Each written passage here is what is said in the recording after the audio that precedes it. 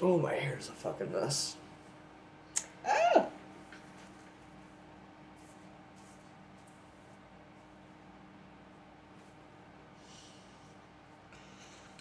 Just need to change my volume. Hang on. Space station.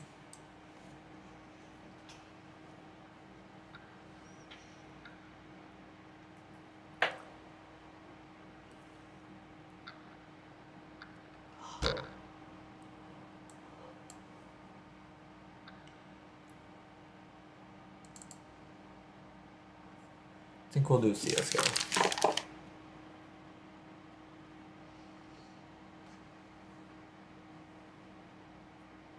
Since it at least works. And my PC hates me. Won't let me play fucking CS2.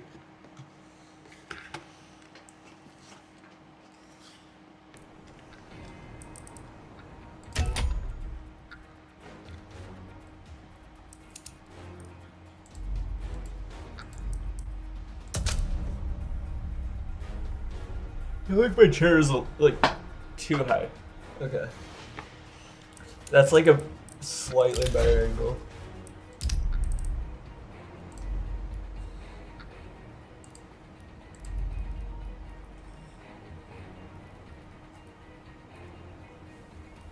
That looks really cool. That hollow. Same as the Navi one.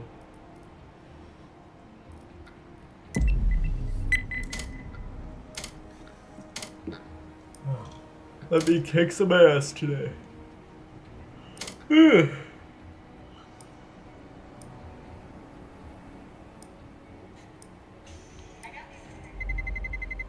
Let's roll.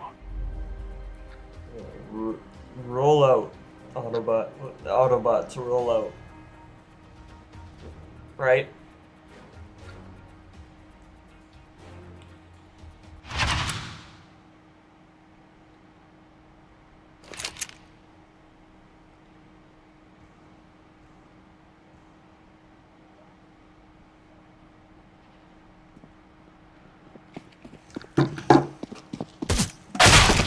Ow!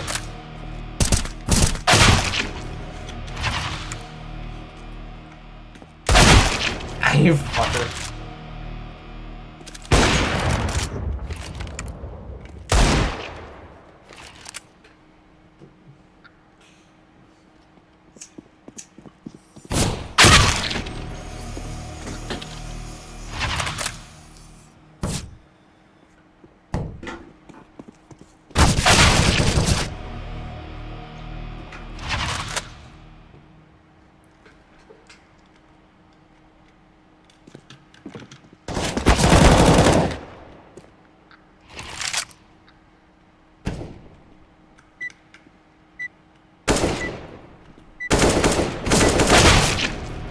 Fuck.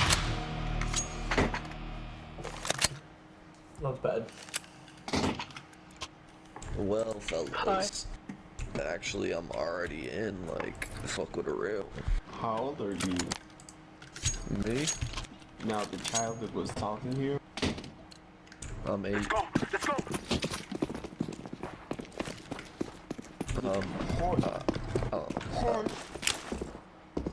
Like, trying to make his voice deeper.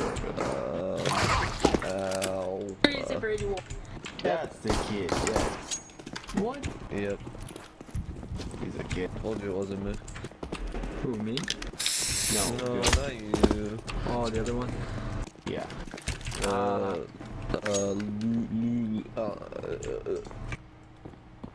Not Yeah, I Salt know who water that is. has the surface.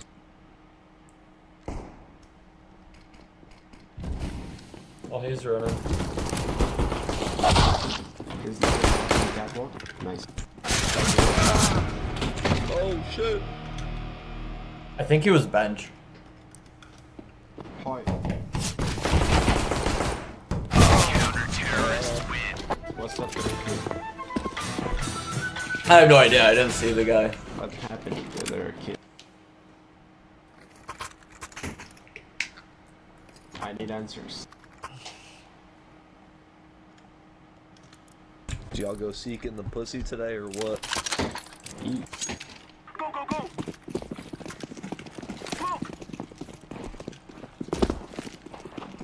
No, I fucked up my ankle at the skate park. You know, talking to females is actually negative gains. So. Exactly.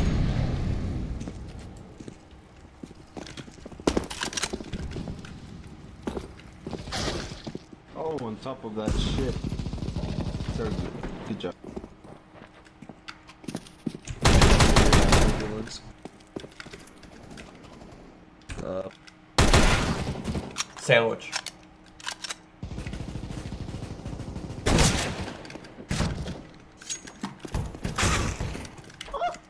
Who's this man?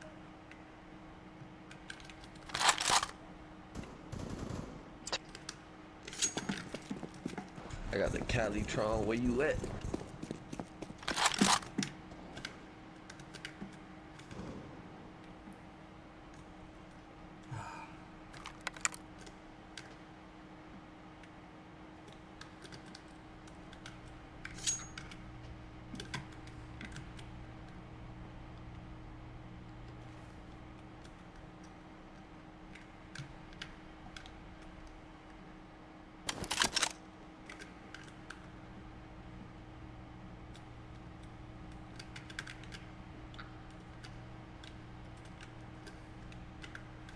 I have.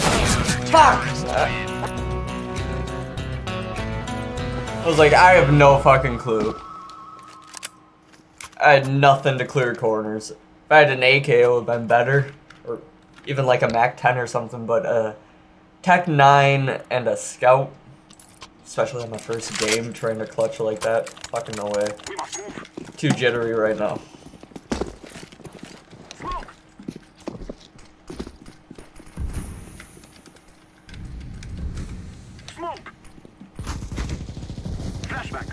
Okay, just fuck that Negav.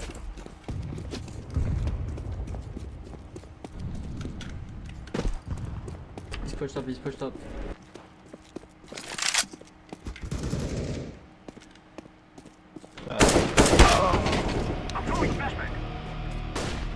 That smoke went down at the worst time. Window, con. Windows off. Yeah. And I'm fucked. Oh. Shit. What are you doing, kid?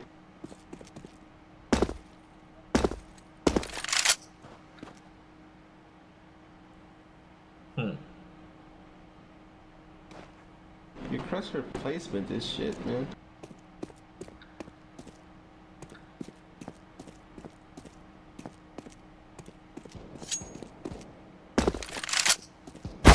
Terrorists win.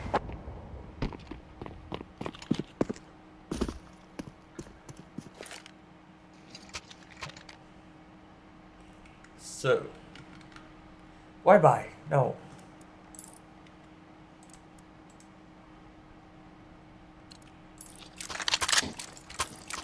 Let's get in and out.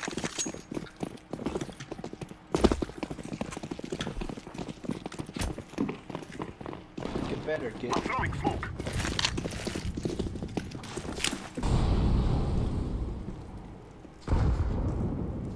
Throwing a flashback. I'm throwing smoke.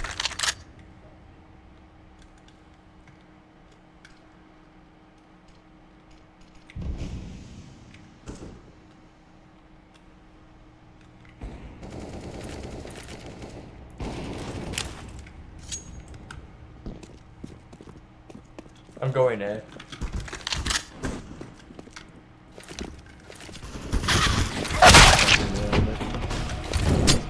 Where the fuck was he?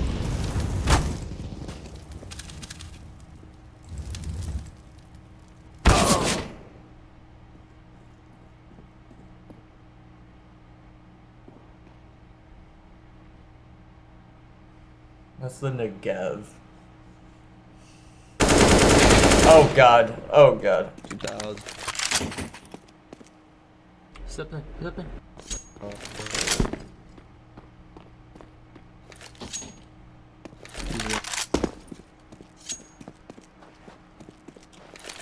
being too loud.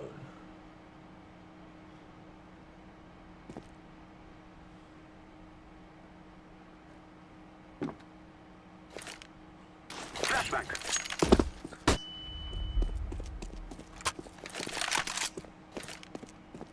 I am planting the bomb. You got it. 7. Nice try.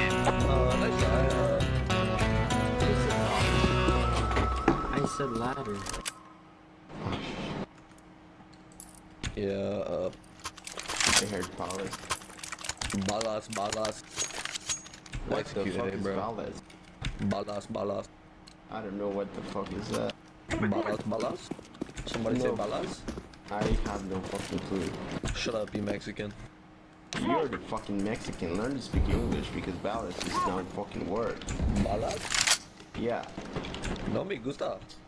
What the fuck is going on? No me gusta. I'm throwing a flashback. You're a piece of No me shit. gusta la mexicano. Throwing a flashback. Smoke. I don't even know what you're saying, Wiener. I'm throwing a flashback. Oh my god. That's fucked up. But true. Oh, okay. Grenade. Flashback.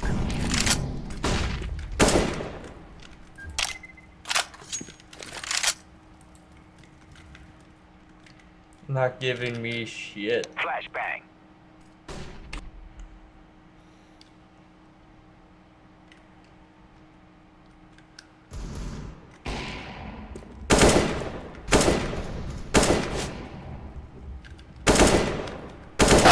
God damn. Take me outside, go play my friends.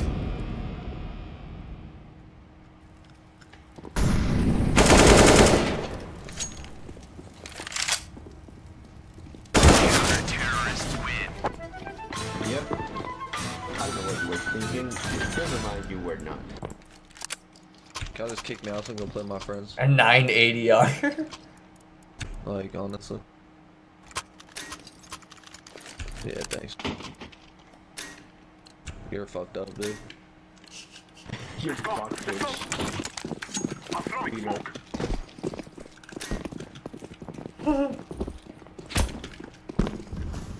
Whoever voted no is a kike. That was Not gonna everyone. lie.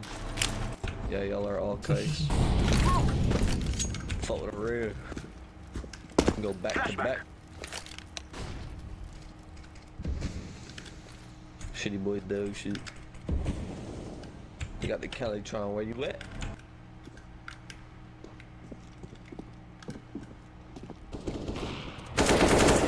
Snipering us. Hit him 25.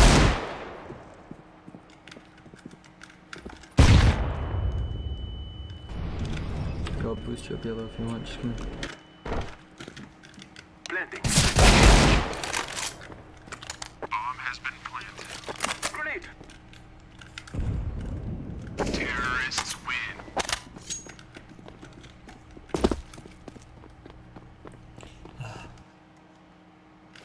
Gotta win.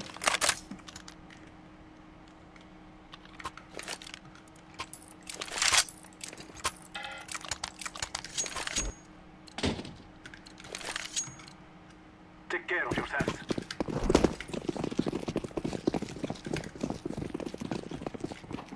Smoke. What's that? Shitty smoke? boys, call it Mazeltron. Smoke.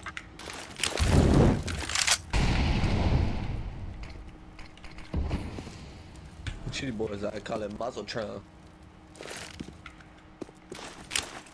I'm throwing a grenade. I'm sorry.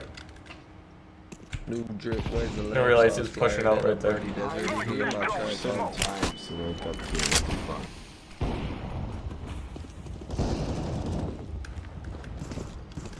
Grenade.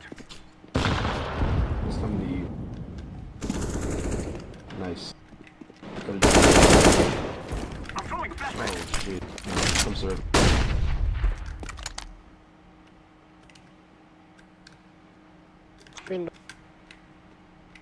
Sniper missed one.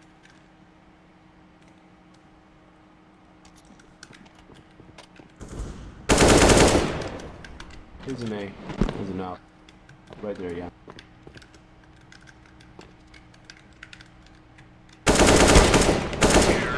Nice. I don't know what that wasn't something you wanted to do or just happened, but either way, nice. Sorry guys, I'm just deploying the Riz right now. Can you buy me Tech 9, please? We will defeat Atlas. I got you, man. I got you. Smoke. So much. I'm throwing smoke. I have everything. Huh. I'm fucking crazy right now. Thanks. Oh, Decoy is out. I'm throwing a flashback. what the fuck was that bounce back?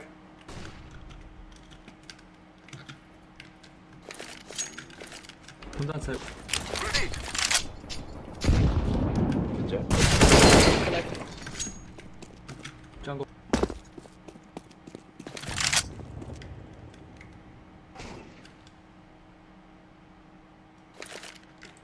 Smoke.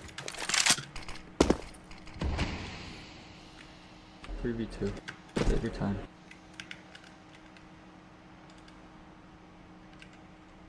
I heard him stairs. Con in window.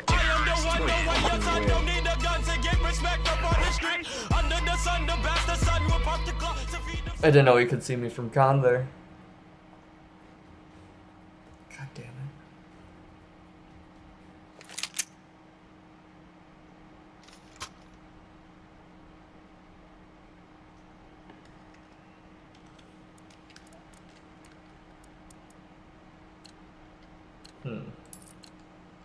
Let's move out.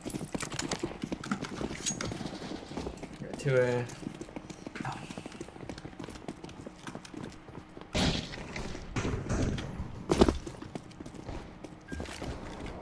Throwing smoke. Oh. There they, be clear. I am waiting.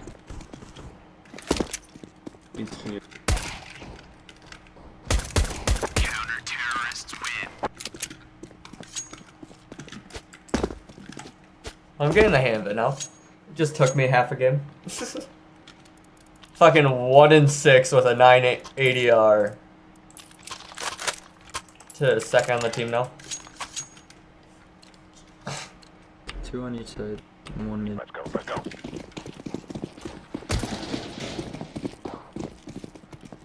For real. Laying down smoke. Laying down smoke.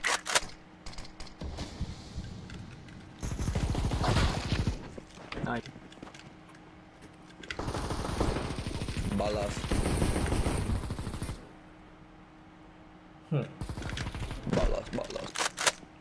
Balas. Counter-terrorists win. I think I nagged him. That's about it. Good job, team. Let's go. Now they full bot though. So maybe I'll get the info for you if I can. Same thing, boys. Same sides. Nice and easy.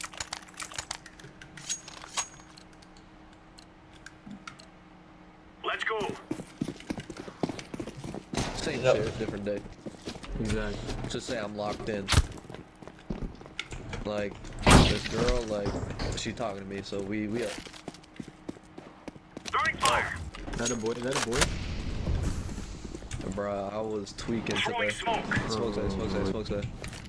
Hey, Hey, oh my god, I'm already dead. Nice. CT's out of map. Fuck with a real.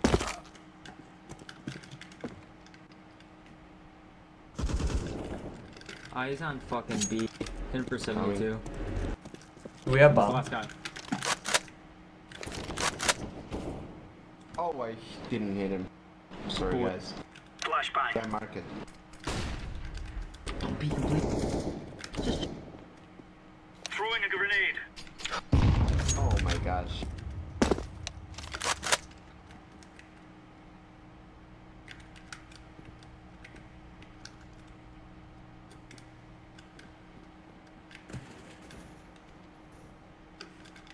I don't know if we have bomb. Counter-terrorists I'm like, oh my god. One thing I wanted to know. I can do this.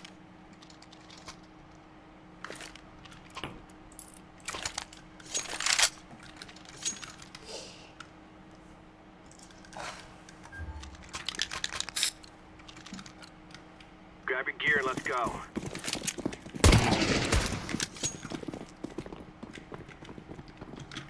I'm not throwing, you're throwing. Laying down smoke. What? Laying down Okay. some blink flashbang. Couple.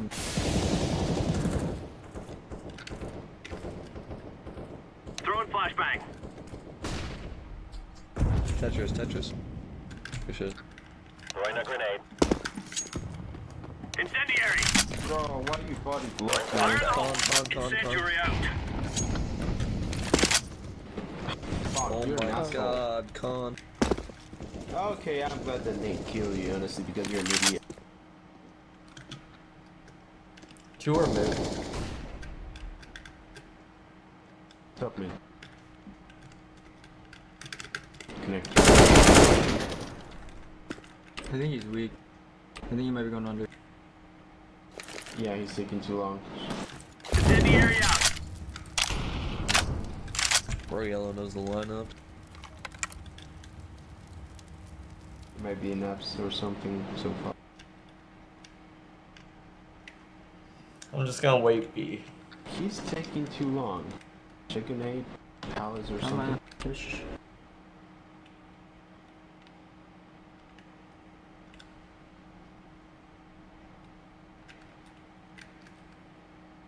Okay, now I know who's saving. Saved his dick. Hey, He's on it. go away, bro. Playtime. Bomb has been Home planted. run. He's on the open. He's on the open. Good Nice. shit. Beautiful. Using the bomb. We haven't lost a round yet. Defused. Counter-terrorists win. Whew. Got my heart rate going. You sure? I'm going deep. I'm going mid. Pull This that time. let's thing out of go. his ass, man. Gonna take my spot on there. We're good. I'm on B. One gone. Incendiary out. Alright, I'm looking. Fire in the hole. I think it may Will they be? Oh, I shit. finally rotate off B, and that's where they go.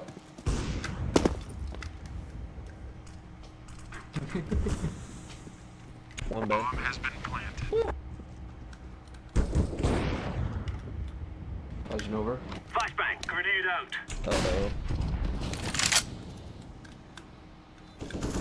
Bench. Bench last. Oh, they're all dead. Never mind. We up. I killed the guy in bench. Diffusing. I got the molly. Nah, I got the defuse. Don't worry. I'm actually that guy. Deploy incendiary. Counter-terrorists win. That would have killed me. I'm low as fuck.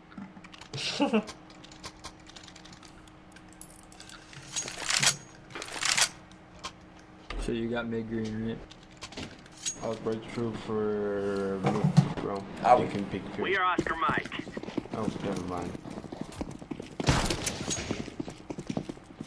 Guys, sorry, I'm too busy just rizzing up right now. Smoke. Throwing smoke. I don't think he is. One palace.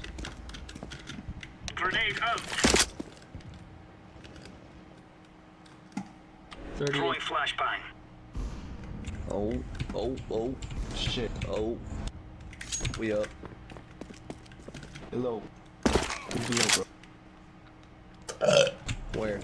Hey, man. There you go. Hella. Lagged out. I'm lagged out. Hey, man. Bro, okay, you good. That was smart. I lagged out, don't worry.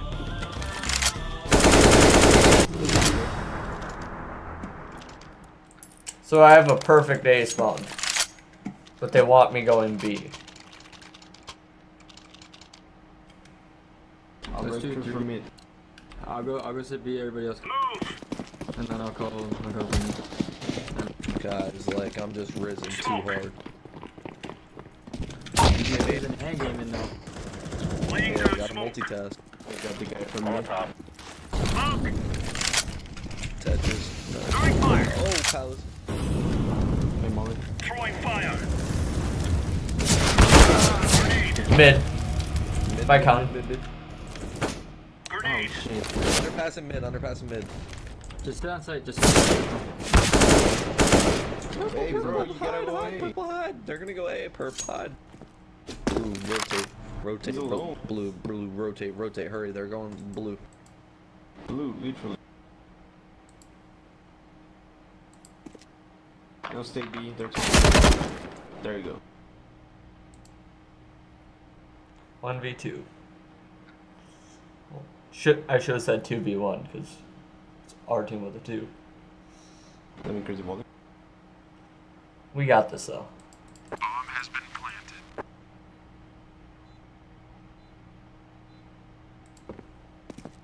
Guys, like, I'm just too Risley right now, guys. Oh my god. He's been. Good shit, dude. I love you, Blue. I thought we were losing. That's why I was throwing. I know, it's all Hey, good. We I've just had been that. risen this whole time. Don't worry. Hey man, just trust the process, man. Yeah. Come Down on. boys. Exactly. Good job. GG's boys. When you throw, you're obviously gonna lose. So why throw? Y'all go chase him. Because then you just have no chance. At least if you try, you get a chance to win. People just give up too easily. I got... What? Why did I get a fracture case? Oh. What the fuck?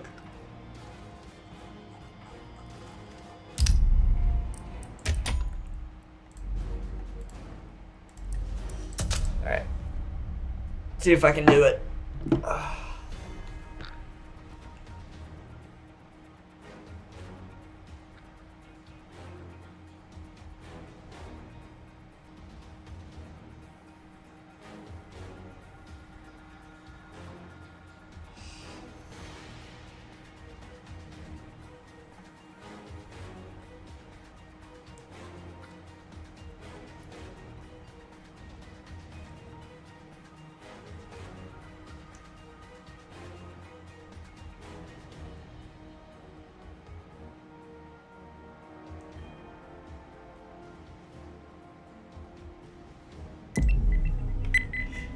Nuke again? I'm pretty sure I just played a long match on Nuke. I could be wrong.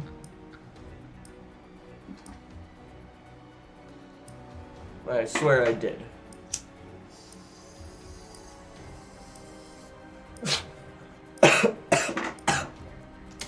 Ow. Let's roll.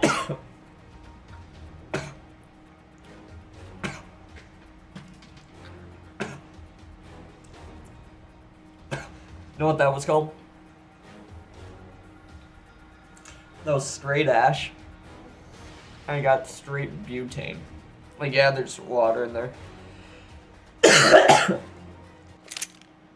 But I basically just hit a lighter. That's all that was. That sucked.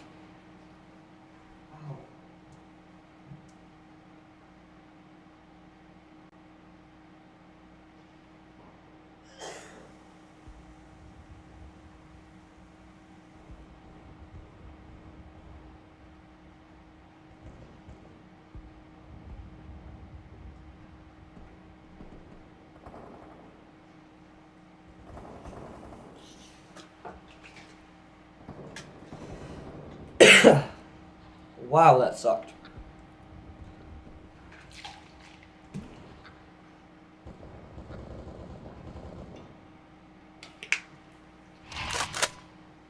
I see why my friend used to always use hemp wick.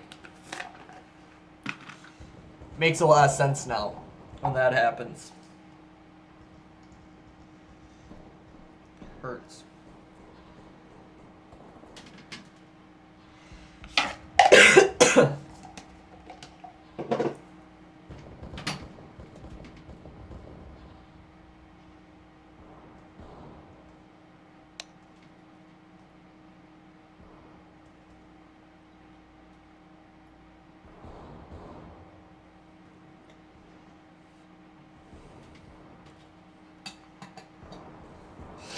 Alright, now I can take an actual one. Now that I packed it.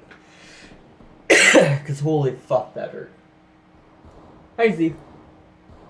She's... You can't see. Right? It doesn't look like I'm pointing at her. I'm gonna do more like that. It's like right there.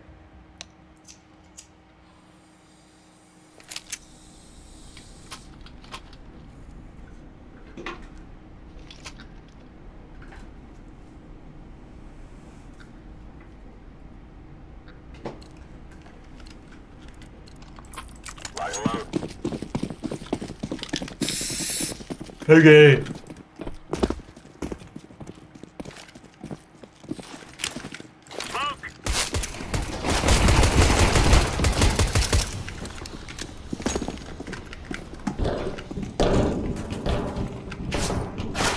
No! I was so close! I was so close! They made it down vents.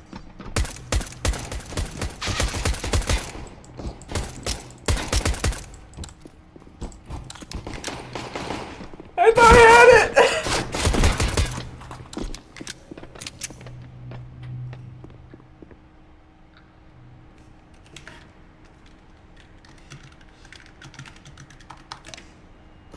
Counter-terrorists win.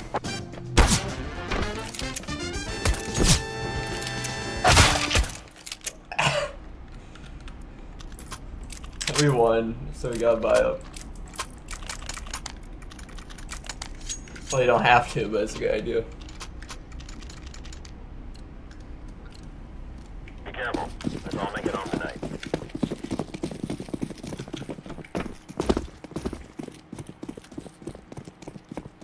Throwing fire.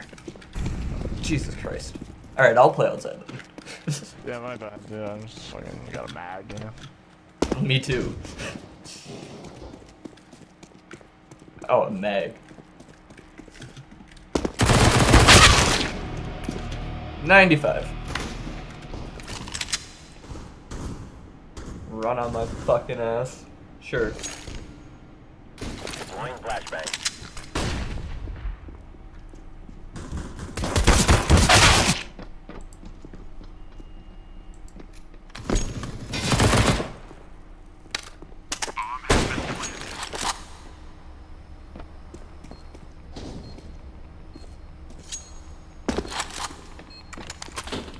Terrorists win.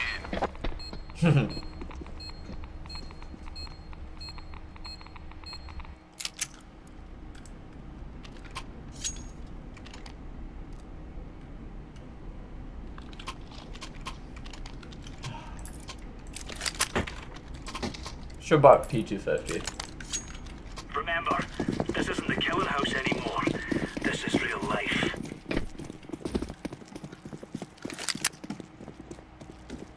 Laying down smoke. Throwing flashbang.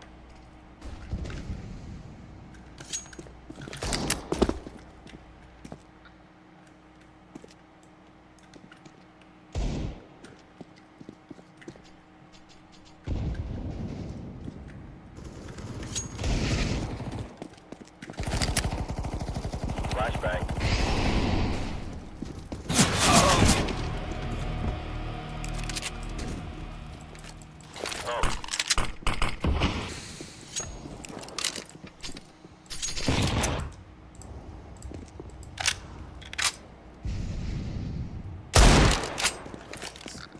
So I'm used to either heaven or then rushing mini. I'm not used to playing outside. Throwing smoke.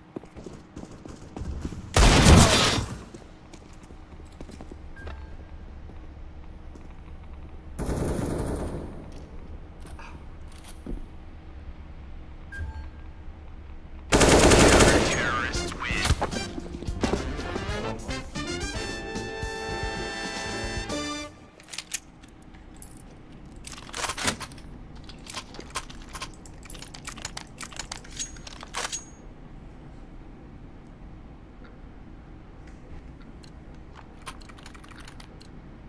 Go, go, go.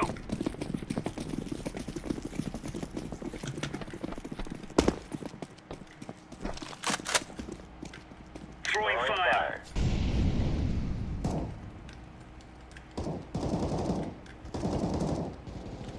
Fire in the hole. Laying down slowly.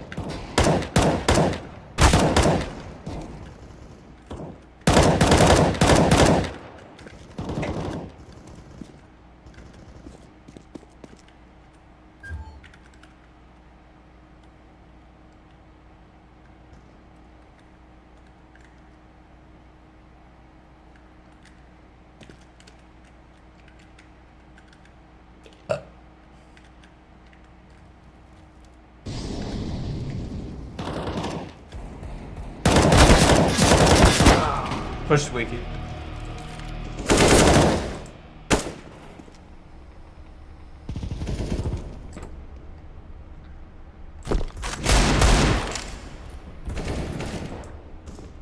Smoke.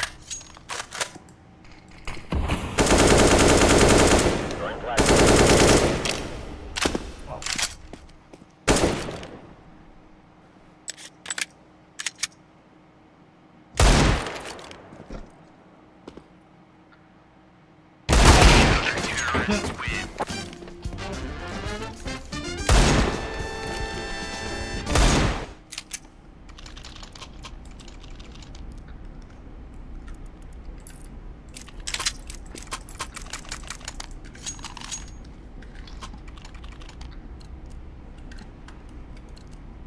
Let's go.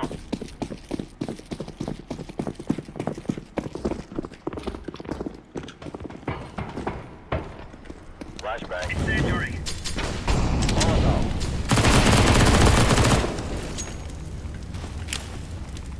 One fell down. Smoke.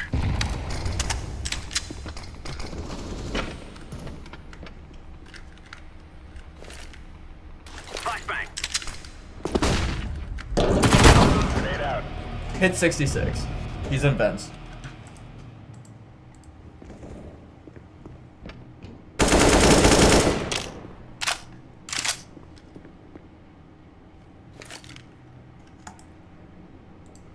How have I not killed anyone?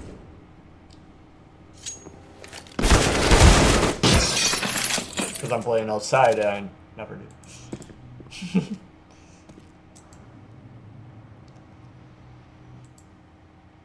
Especially not having money. I can't play outside. I need an M4.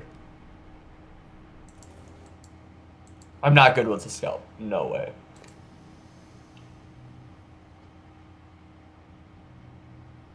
Unless we're playing Flying Scoutsman.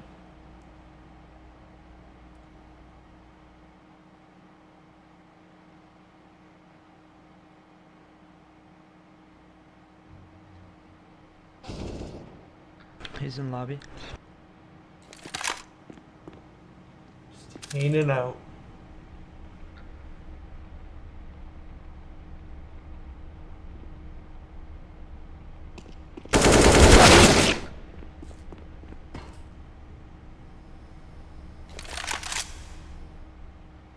I wonder if he fell. Counter-terrorists win.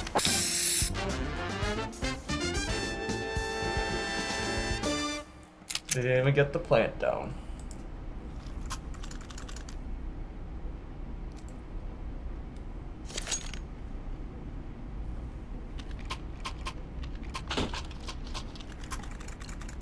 Go, go, go.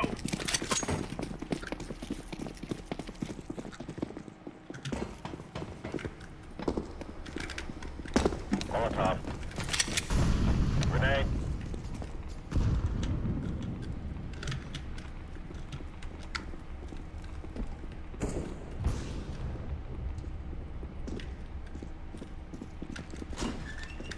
One Squeaky.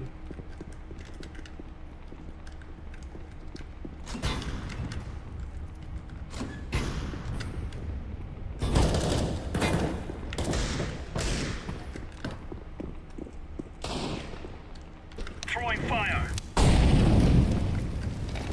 think we're on one outside. One outside.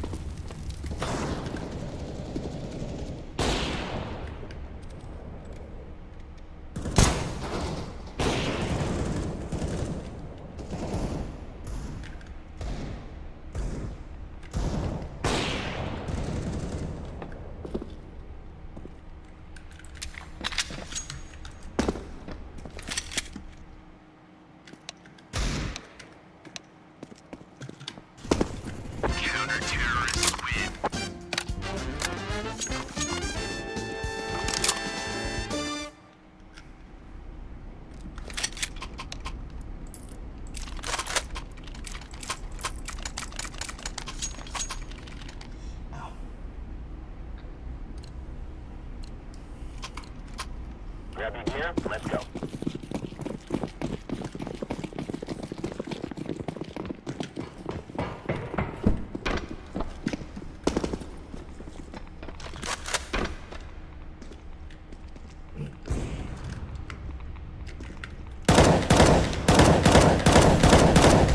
Throwing a grenade. Throwing smoke.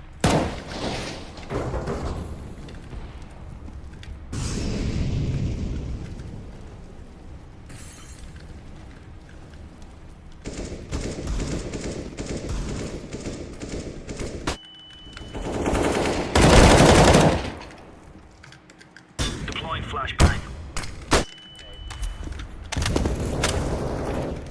Throwing flashbang.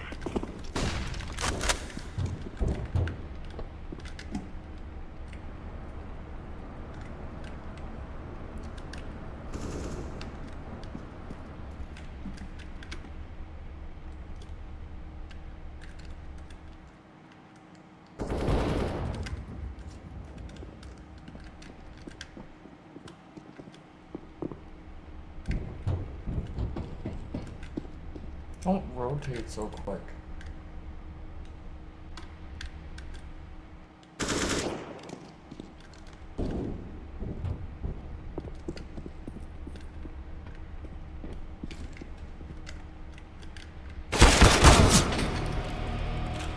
Outside.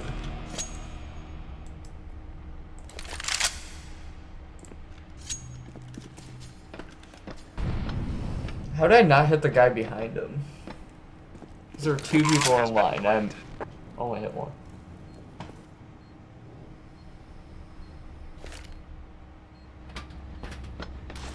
Laying down smoke.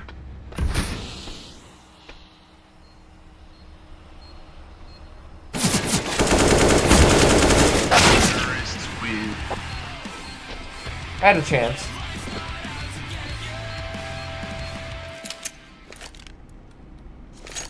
Smoke didn't really help him in the end.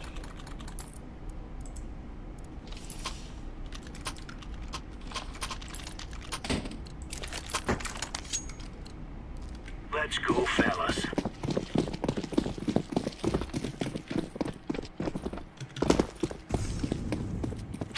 Incendiary out.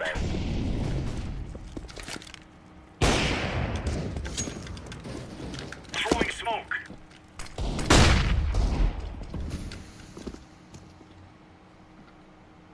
I think I heard one outside. I think 2 or 3 in lobby. None of them trophy. Hit 40.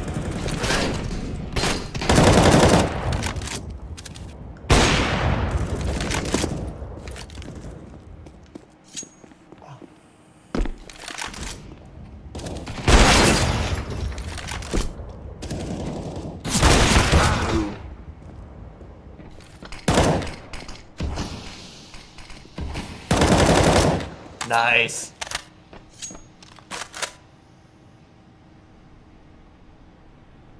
Is that the only guy you had?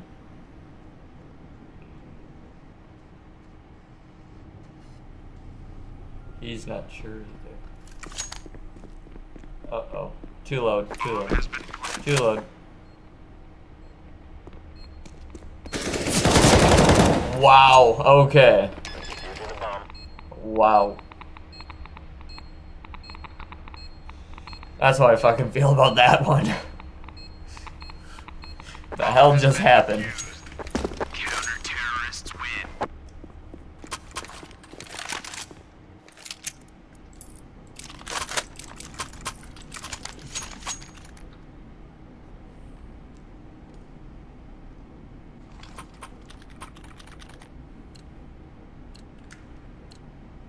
Let's move out.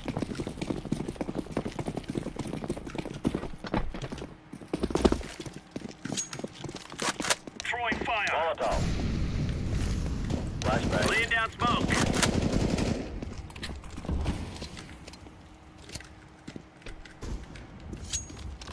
Smoke. Grenade out. Smoke. Flashbang. Counter-terrorists win.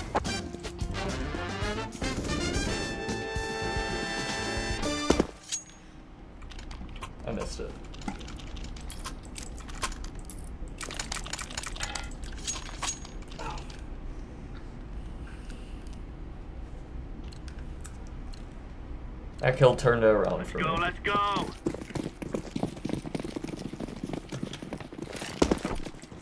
Throwing flashbang. Incendiary. Throwing fire. Incendiary out. Fire in the hole. Fuck! I was so close to him. I was so unlucky. God damn it.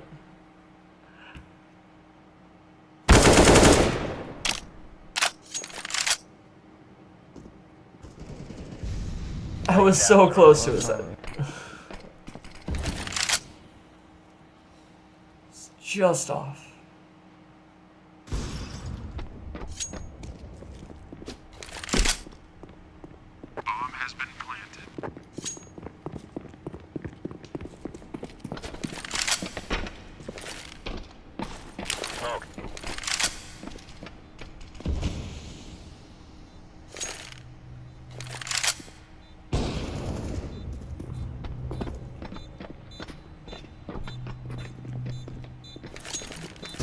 Throwing smoke.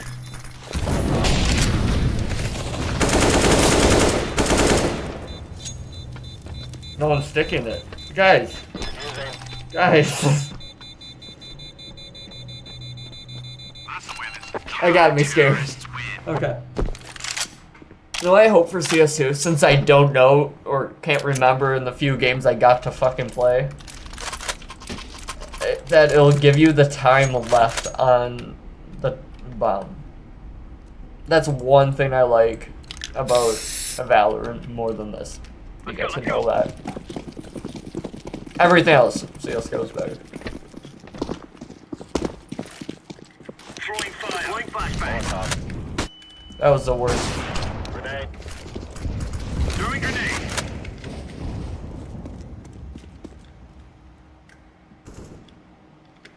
Ramp. Throwing flashbang. Fire in the hole.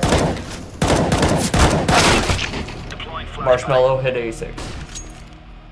Throwing a grenade.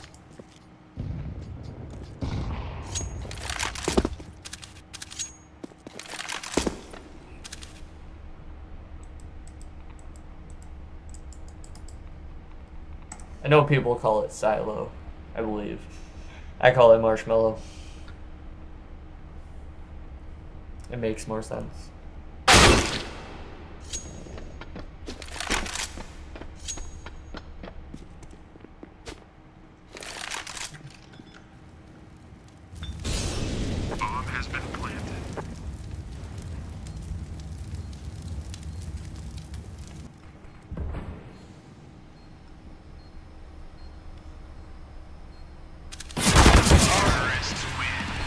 He didn't even shoot.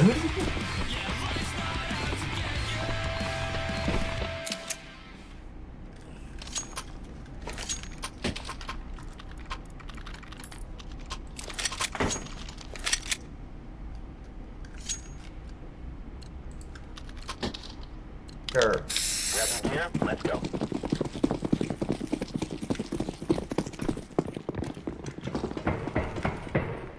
Throwing fire.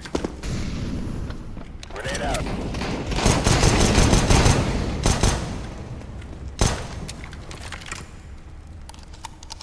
Throwing smoke.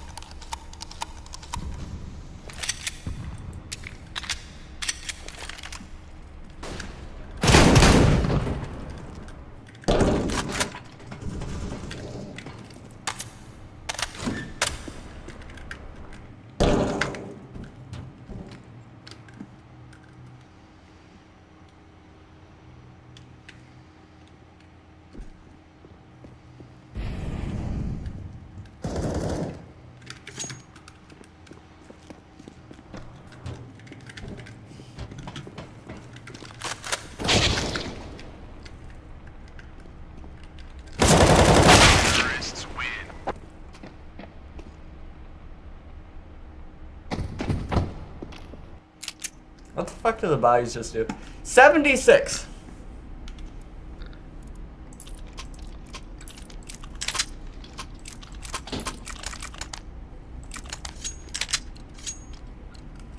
Let's do this and get back in time for chow. Fuck!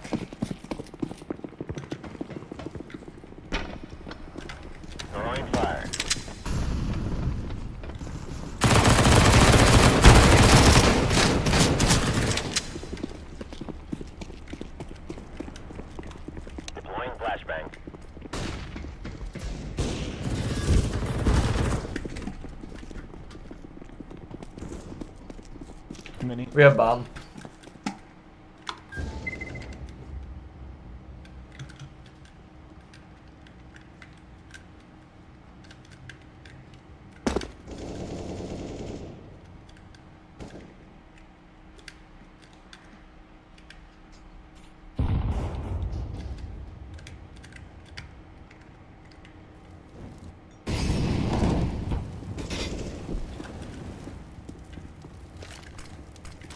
Throwing smoke. Grenade out.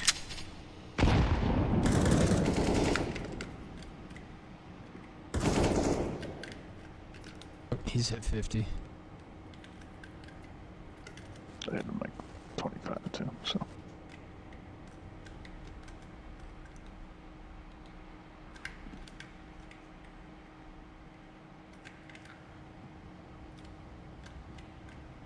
I'm worried he's gonna go up top.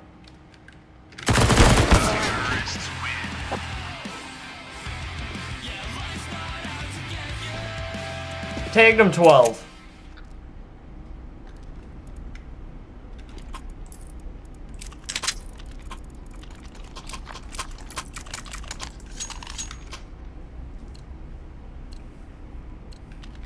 Lock and load.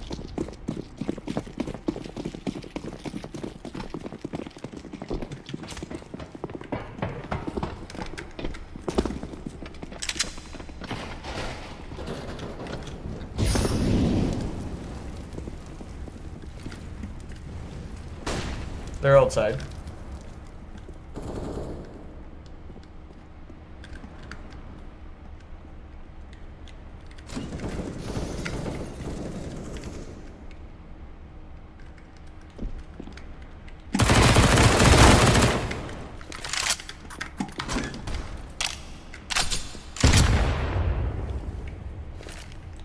Flashbang. Oh, yeah.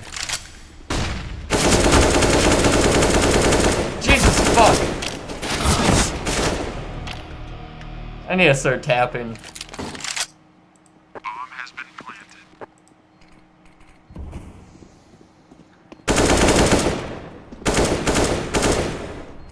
I'm so fucking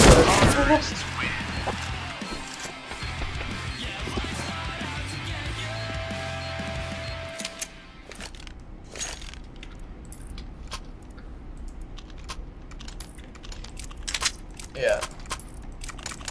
Yeah, let's push lobby. Let's go.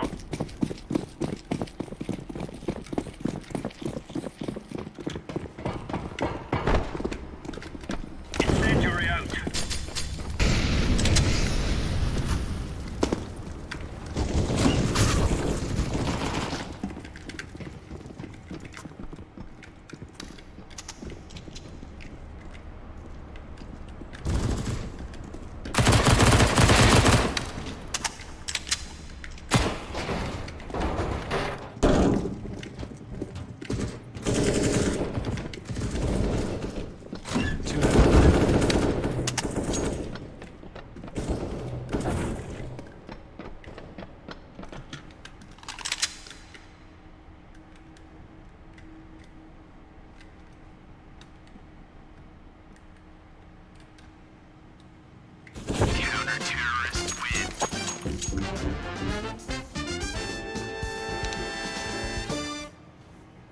Seven and 12. I haven't died every round. It's fine. I also have 6 assists, which really helps me.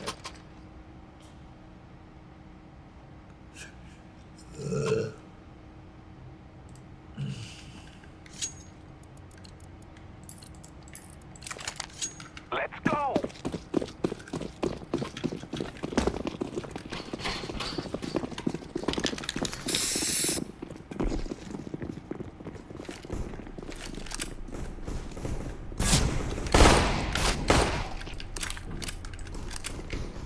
Why do I have burst on?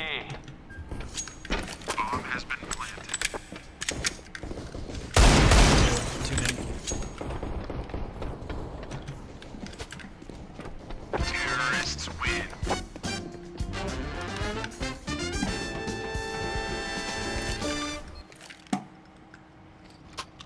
Who did I kill?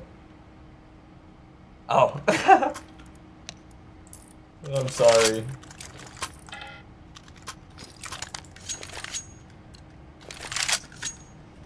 Yeah, I feel bad for that one.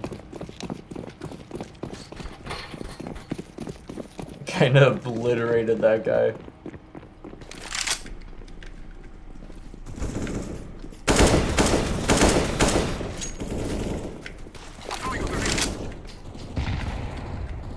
Deploying smoke shield. Molotov out. Bomb has been planted.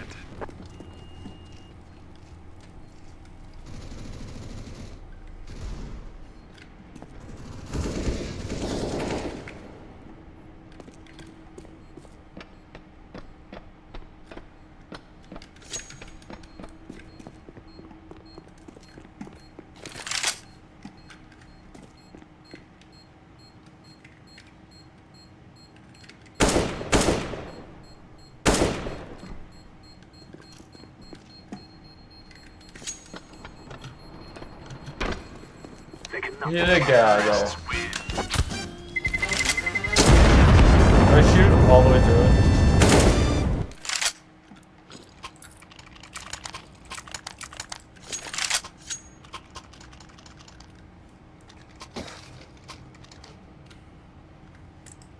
Did I hit him with a grenade? No.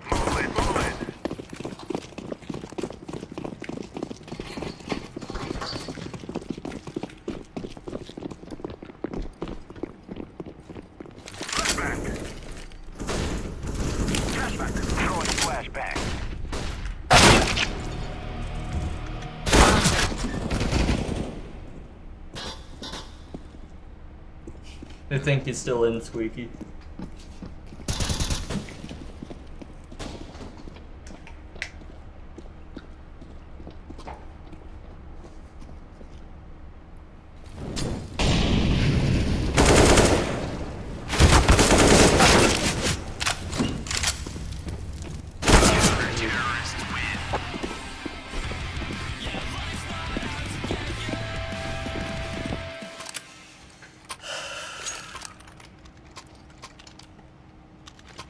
Why buy up? Why?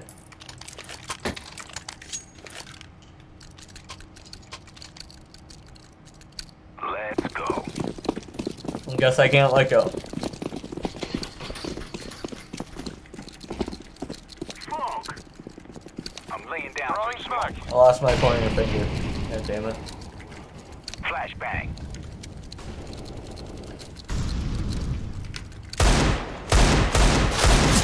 Wow. Panic.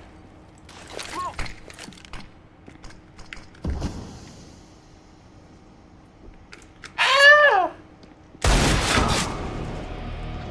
Lobby. Oh, that's it. Guess he ran over. Terrorists win. Oof.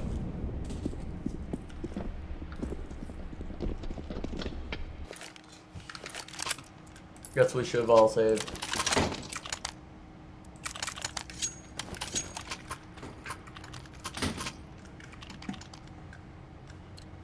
Why'd you all fucking buy up?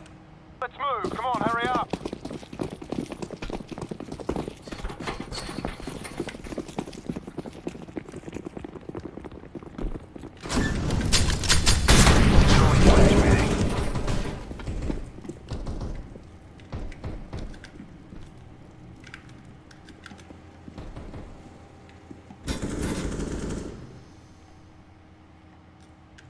Flashbang out.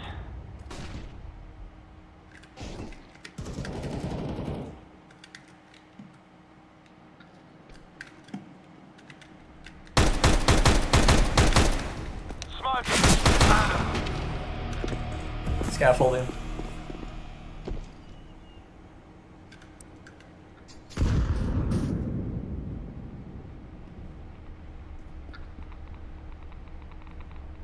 He was all the way up. Maybe right now. Nice. Cover me while I plant. There we go. We won that on a pistol. We should have this. Oh, fuck me. We should have this. No way. Dude,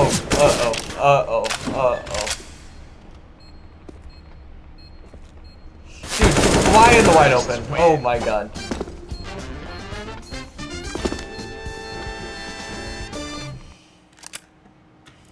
Who fucking knifed him?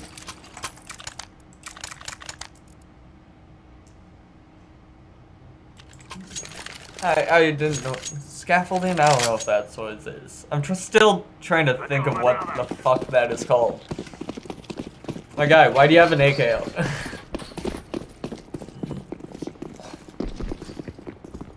Throw in the flashbang.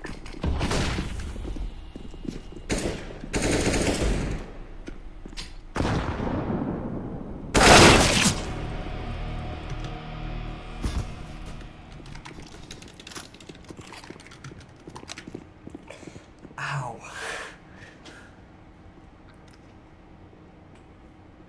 Who was that? Oh my god.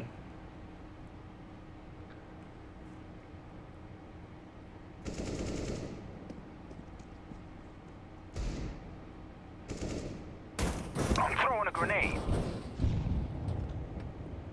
Let's burn it to the ground. That guy destroyed me. I don't know what I could have done. Throwing smoke. Probably not the best spot to hold, but again, holy fuck.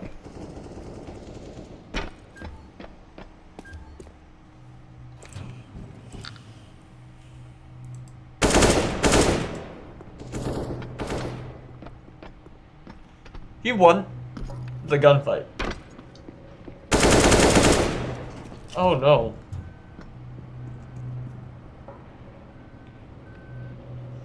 This is completely falling apart. You heard one single. Oh, you're sexy.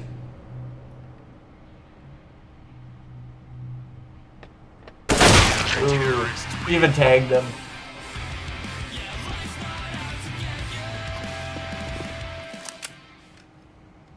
Not a bad try.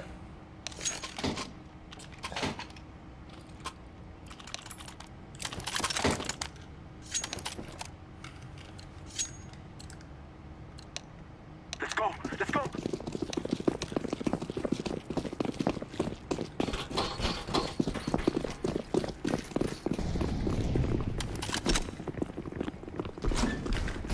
Oh, you're not going? Okay.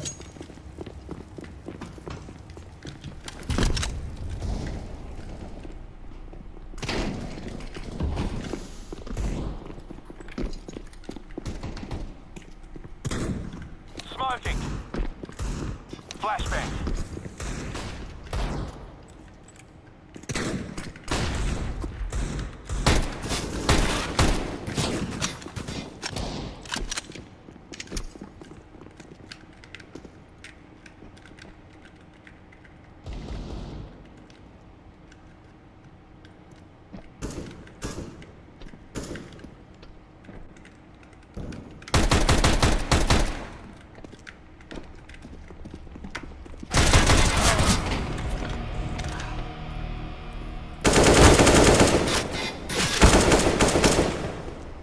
Fuck!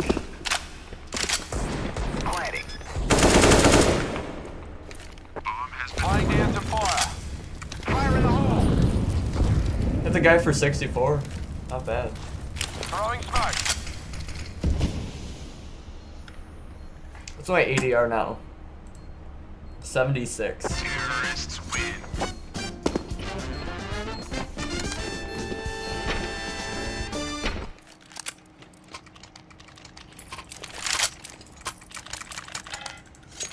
We keep winning those pistol rounds. I think we just need to keep playing the same way. Let's go, people. What the fuck?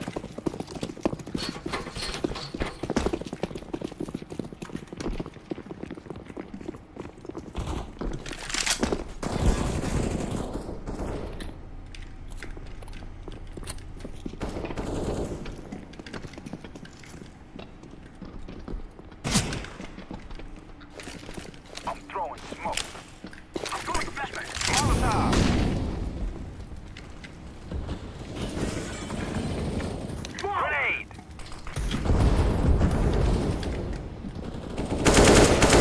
Fell down vents.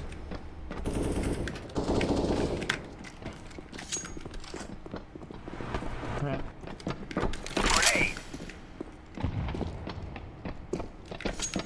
I didn't know we were coming back.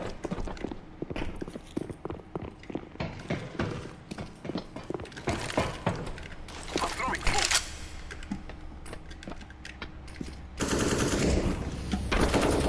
I'm setting the bomb. Bomb has been planted. Ah, fuck. Throwing flares.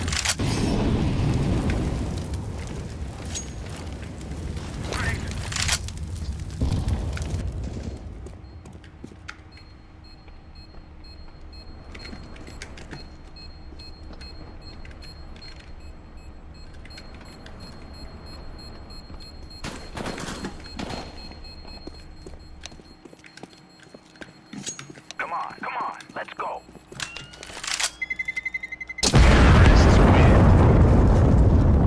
You just got the fuck out of there. What the hell? You said never mind.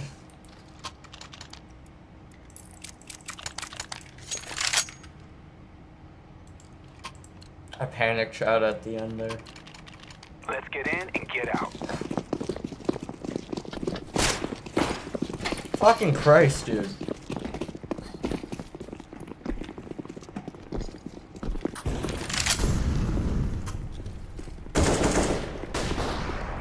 No.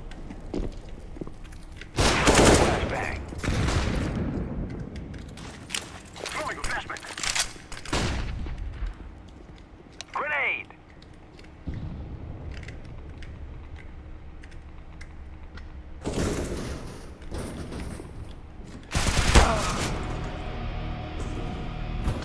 I did not see him.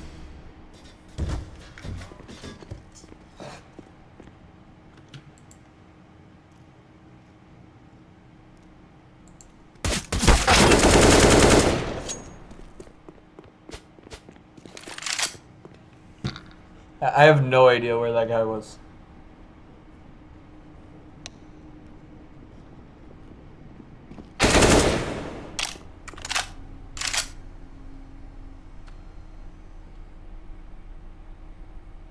What the fuck is going on in the chat?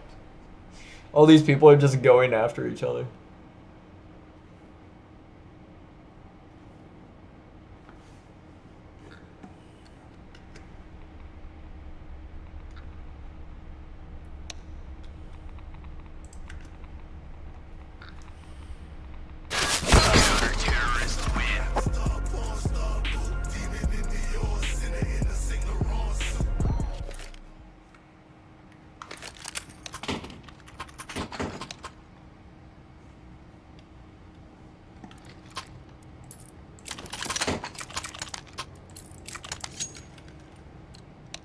Go, go, go.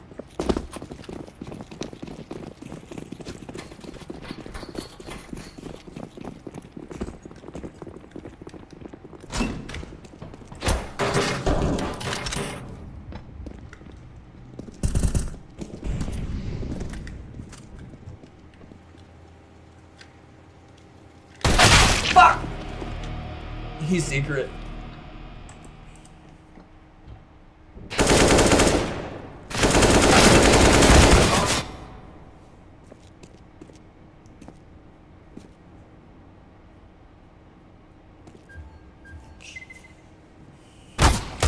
Oof.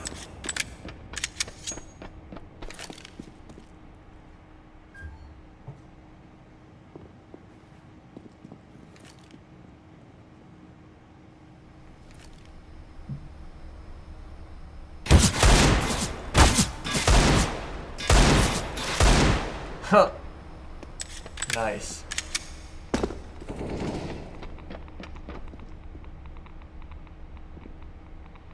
He ran back in.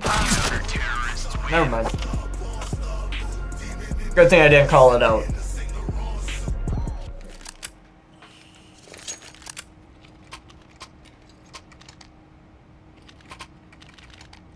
No one saves. What the fuck? Let's go.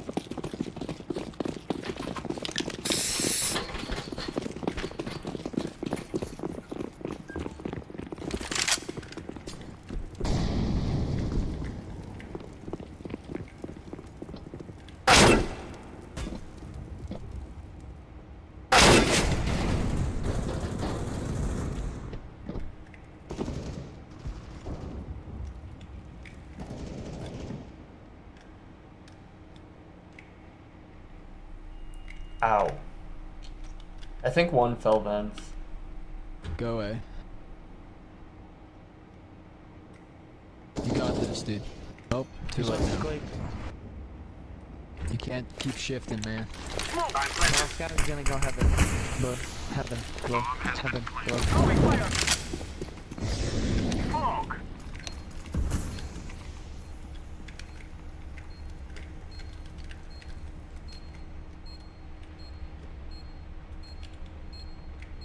Terrorists win.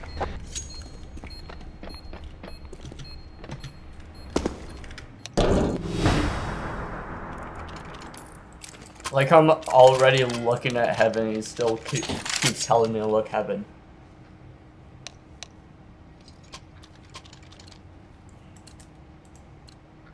Hit it.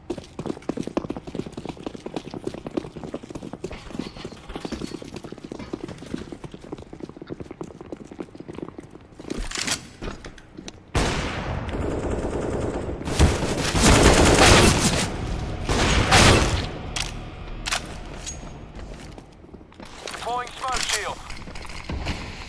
Someone get him? Throwing fire.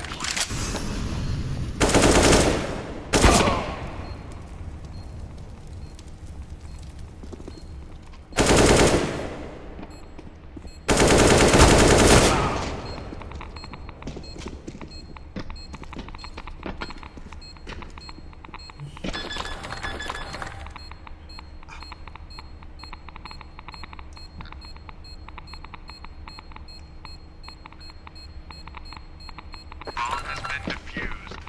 Counter-terrorists win.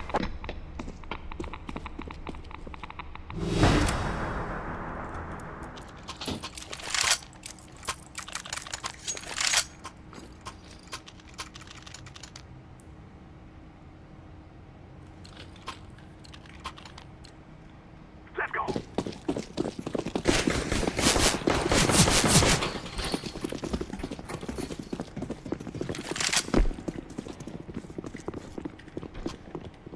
Smoking.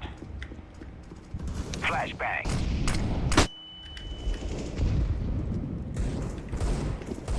Throwing smoke. Flashbang. I'm throwing a grenade.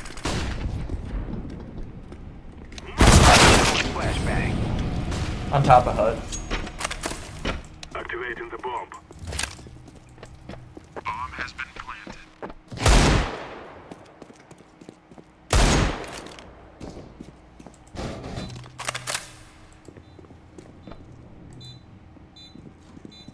Grenade.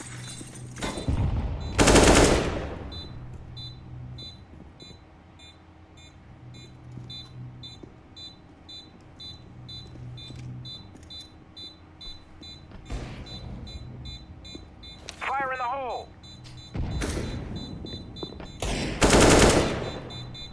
Terrorists win. The bomb is sticking down. We got it, baby.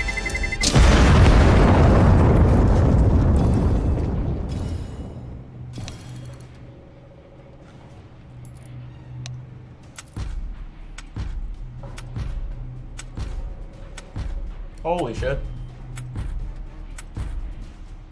I've never seen so many at once. 8? What the fuck?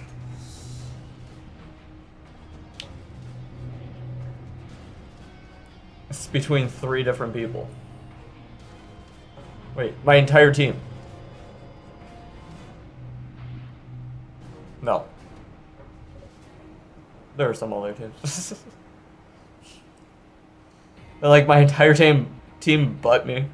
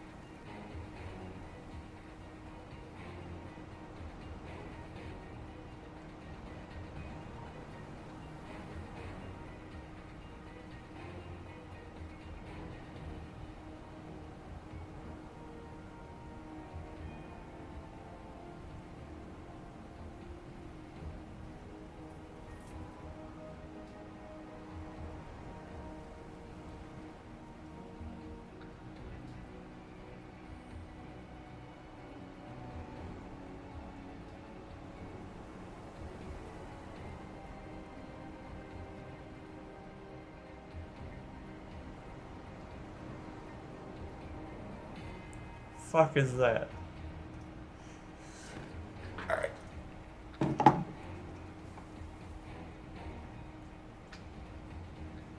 Alright, do I don't know if I play another game.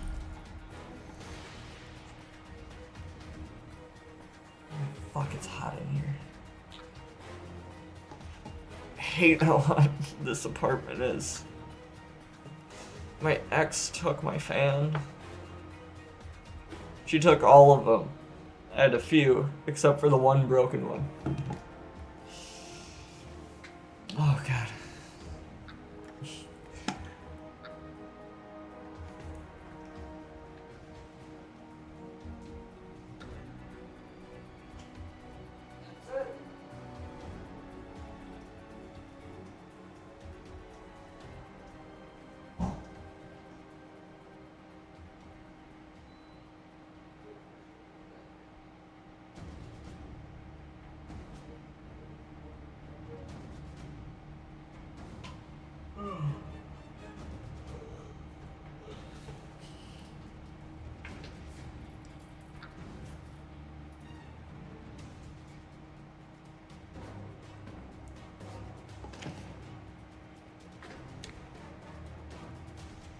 Hang on.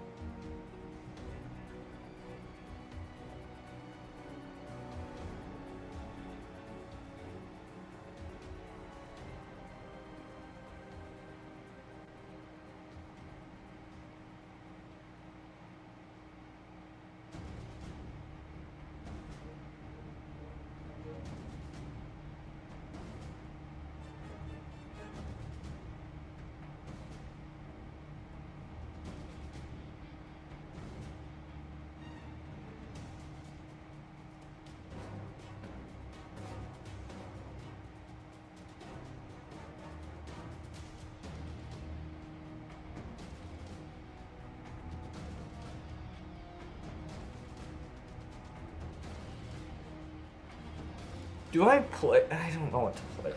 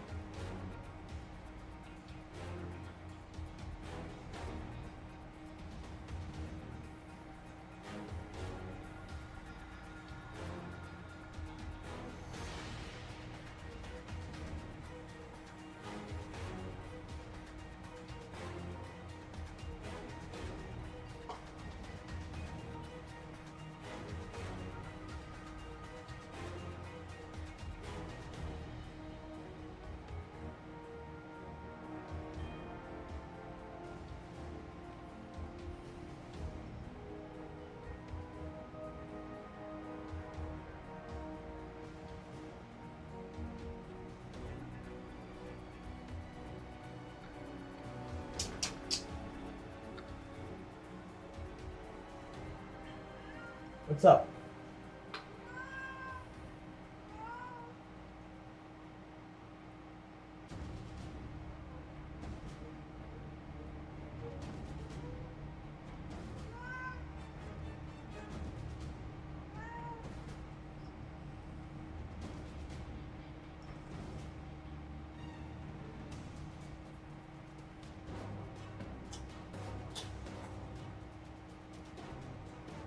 You okay, Z?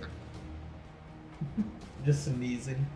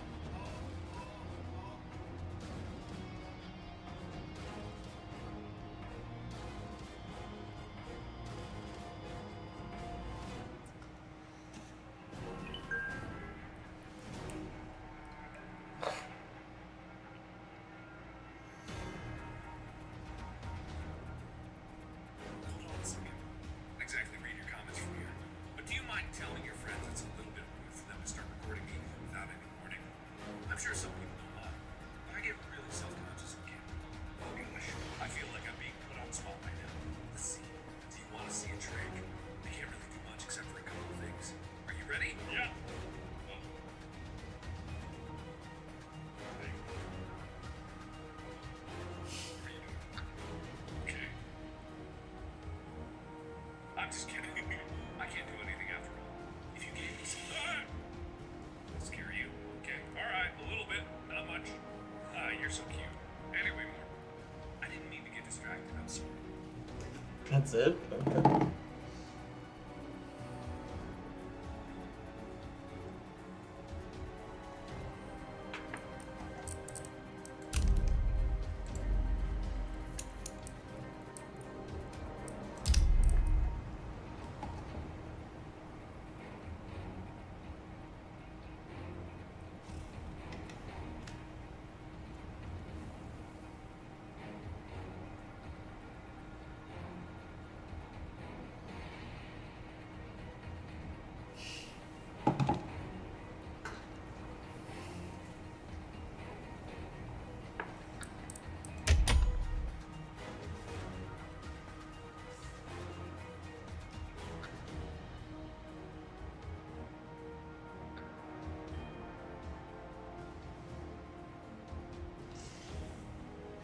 Do I suck ass at CSGO or go get some girlfriends?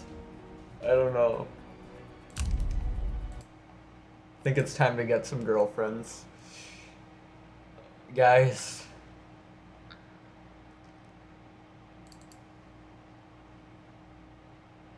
It is time. I'm going to hate my life.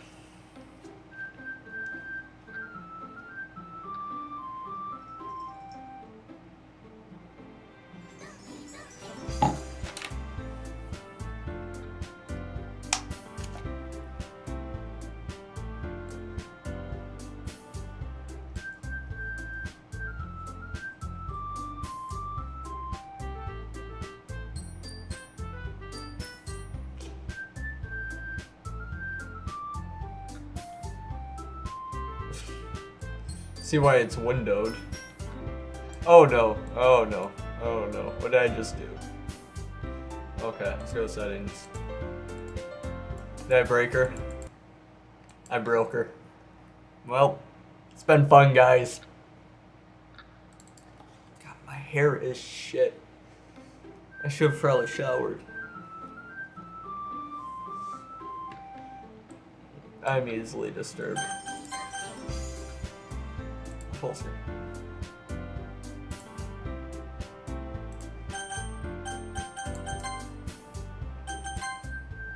I didn't even save it.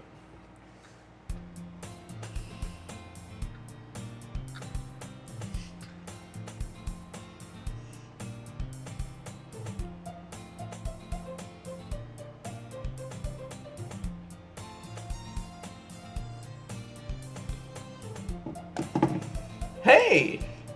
I see an annoying girl running toward me from the distance, waving her arms in the air like she's totally oblivious to any attention she might draw to herself. That girl is Sayori, my neighbor and... Sayori? How do you say that? Whatever. My neighbor and good friend since we were children. Okay, do I need to turn the volume down? It looks like it's a lot louder than my voice. I don't know. I could be wrong.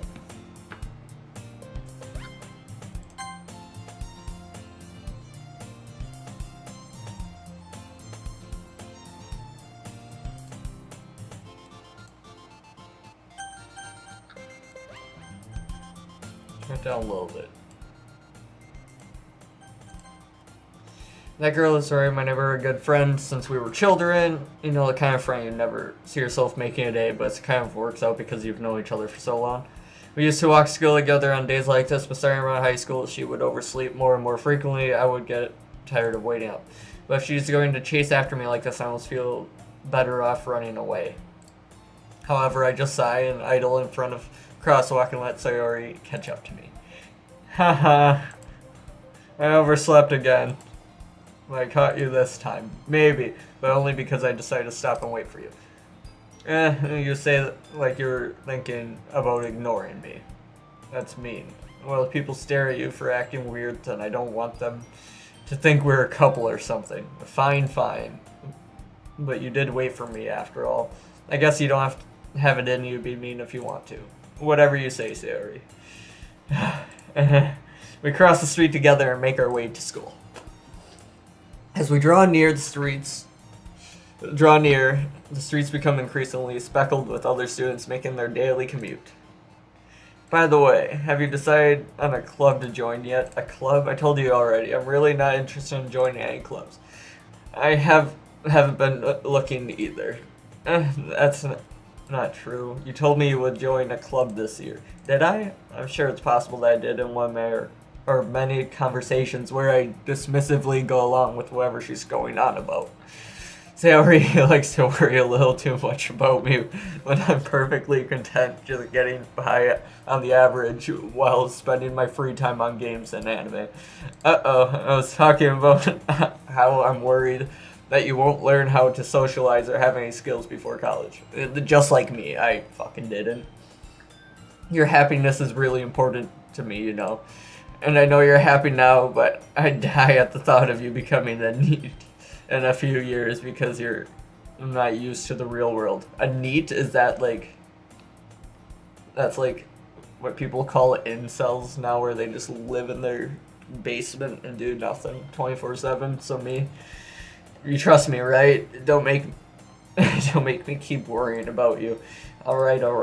I'll look at a few clubs if it makes you happy. No promises, though. Oh my god, so much reading. More reading than I'm used to. Will you at least promise you'll try a little? Yeah, I guess I'll promise you that. Yay, why do I let myself get lectured by such a carefree girl? More than that, I'm surprised I even let myself relent to her. I guess seeing her worry so much about me makes me want to ease her mind at least a little bit, even if she does exaggerate everything inside of her head. Wow, she's a lot. The school day is as ordinary as ever, and over before I know it. After I pack up my things, I stare blankly at the wall, looking for an ounce of motivation. Clubs. Sayori. Oh god. I guess I have no choice to start with the anime club. Hello. Sayori must have come into the classroom while I was spacing out. I was looking around and realized that I'm the only one left in the classroom. I thought I'd catch you coming out of the classroom, but I saw you just sitting there spacing out, so I came in. I said classroom so many fucking times right there. Oh my god. Honestly, you're even worse than me sometimes. I'm impressed. You don't need to wait up for me if it's going to make you late to your own club. Well, I thought you might need some encouragement, so I thought,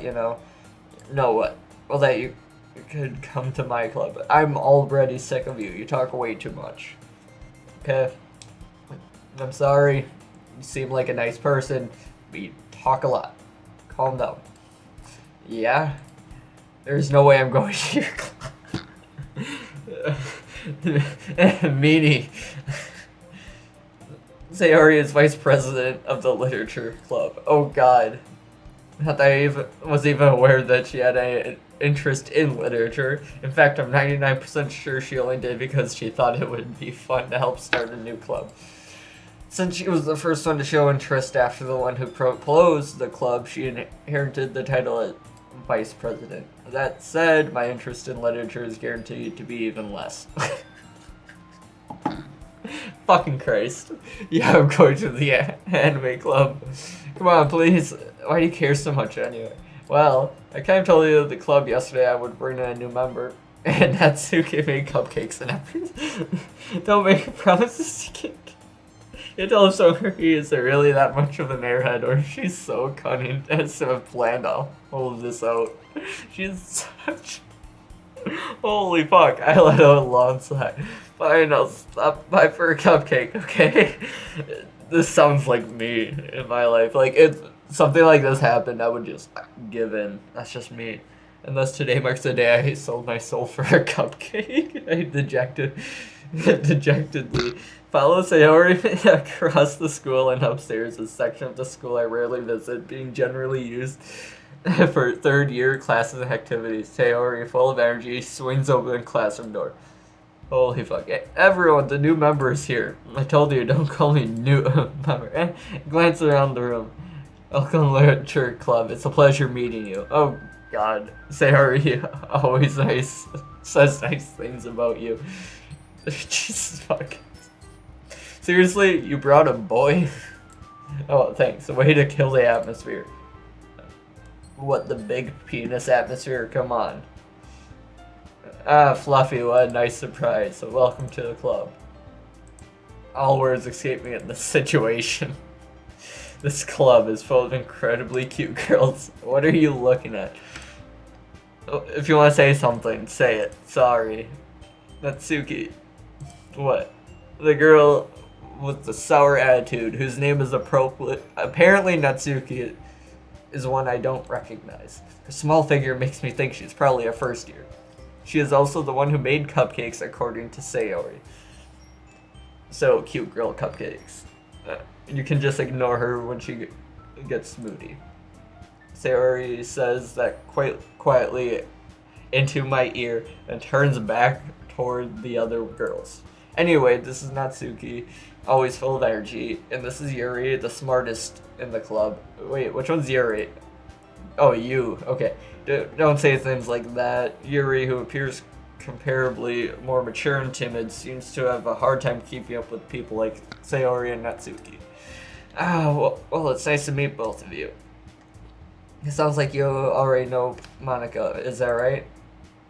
That's right. Oh god. It's great to see you again. We don't know each other well. We rarely talked, but we were in the same class last year. Monica was probably the most popular girl in class. Smart, beautiful, athletic. Basically, completely out of my league. So having her smile at me so genuinely feels a little... You too, Monica. Come sit down. We made room for you at the table so you can sit next to me or Monica. I'll get the cupcakes. Hey, I made them. I'll get them. Sorry, I got a little too excited. Then how about I make some tea as well? What the fuck? The girls have a few desks arranged to form a table. As they already mentioned, it's been widened so that there's one space next to Monica and one space next to Sayori. Natsuki and Yuri walk past to the corner of the room where Natsuki grabs a wrap tray and Yuri opens the closet. Still feeling awkward, I take a seat next to Sayori. Natsuki proudly marches back to the table, proudly, tray in hand. Okay, are you ready? Ta-da! Ah! Lifts the foil of the tray, reveal a dozen white, fluffy cupcakes, decorated to look like little cats. The whiskers are drawn with icing, and little pieces of chocolate were used to make ears. God, again, I am fucking disgusting. These women would hate me. It's also high school, so I shouldn't say that. I had no idea you were good at baking, Natsuki. Well, just hurry and take one. Alright, so I have the pick of these three women. I know the one on the one on the left. The one where my face is covered. Let's do that. Not a little bit. She talks way too much. That's all I know. It's delicious. Sayori talks with her mouth full and has already managed to get icing on her face. I turn the cupcake around in my fingers, looking for the best angle to take a bite. Natsuki is quiet. I can't help but notice her sneaking glances in my direction. Is she waiting for me to take a bite? Finally bite down. The icing is full of flavor. I wonder if she made it herself. This is really good. Thank you, Natsuki. Why are you thanking me? It's not like I haven't heard this somewhere before. Made them for you or anything. I thought you technically did, Sayori said. Well, maybe. But not for you, you dummy. Okay. Alright. I gave up Natsuki's weird logic and dismissed the conversation. Yuri returns to the table, carrying a tea set. Hey! Thank you. She carefully places a teacup in front of each of us before setting down the teapot next to the cupcake tray. Keep a whole tea set in this classroom. Don't worry, the teachers gave us permission. After all, doesn't a hot cup of tea always help you enjoy a good book? I guess. Don't let yourself get intimidated. Yuri is just trying to impress you. That's not... I insulted Yuri. Yuri looks away. I meant that, I believe you. Well, tea and reading might not be a pastime for me, but I at least enjoy tea. I'm glad. Yuri faintly smiles to herself in relief. Monica raises an eyebrow and smiles at me. So what made you consider the literature club? I was afraid of this question. Something tells me I shouldn't tell Monica that I was practically dragged here by Sayori. Yeah, the women are gonna fucking hate me then. Well, I haven't joined any clubs yet, and Sayori seemed really happy here, so that's okay. Don't be embarrassed. We'll make sure you feel right at home, okay? As president of the literature club, it's my duty to make the club fun and exciting for everyone. Monica, I'm surprised. How come you decided to start your own club? You'll probably be wait, it's the one, she's the one that's talking too much. You could probably be a board member for any of the major clubs. Weren't you a leader of the debate club last year? Well, you know, to be honest, I can't stand all the politics around the major clubs. Oh yeah, there's so much politics in fucking high school clubs. Feels like nothing but arguing about the budget, publicity, and how to prepare for events. At my high school, we fucking hated every event. They all sucked. Wasn't fun. I'd much rather take something I personally enjoy and make something special out of it. If it encourages others to get into literature, then I'm fulfilling that dream. Yeah, it's like you're the one dragging it. Monica really is a great leader. Yuri also nods in agreement. And I'm surprised there aren't... What? Monica what? I'm surprised there aren't more people in the club yet. It must be hard to start a new club. You can put it that way. How many people are very interested in putting out all the effort on something that starts brand new? Especially when something that doesn't grab your attention like literature.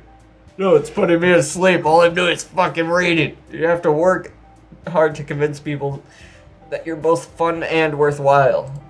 But it makes school events like the festival that much more important. Confident that we can all really grow this club before we graduate. Right, everyone? Yeah. We'll do our best. You know it. Everyone enthusiastically agrees. Such different girls, all are interested in the same goal. There are 4 of them. Okay. Monica must have worked really hard to find these 3. Maybe that's why they're all so delighted by the idea of a new member joining. Though I still don't really know if I can keep up with their level of enthusiasm about literature. So, what kind of things do you like to read?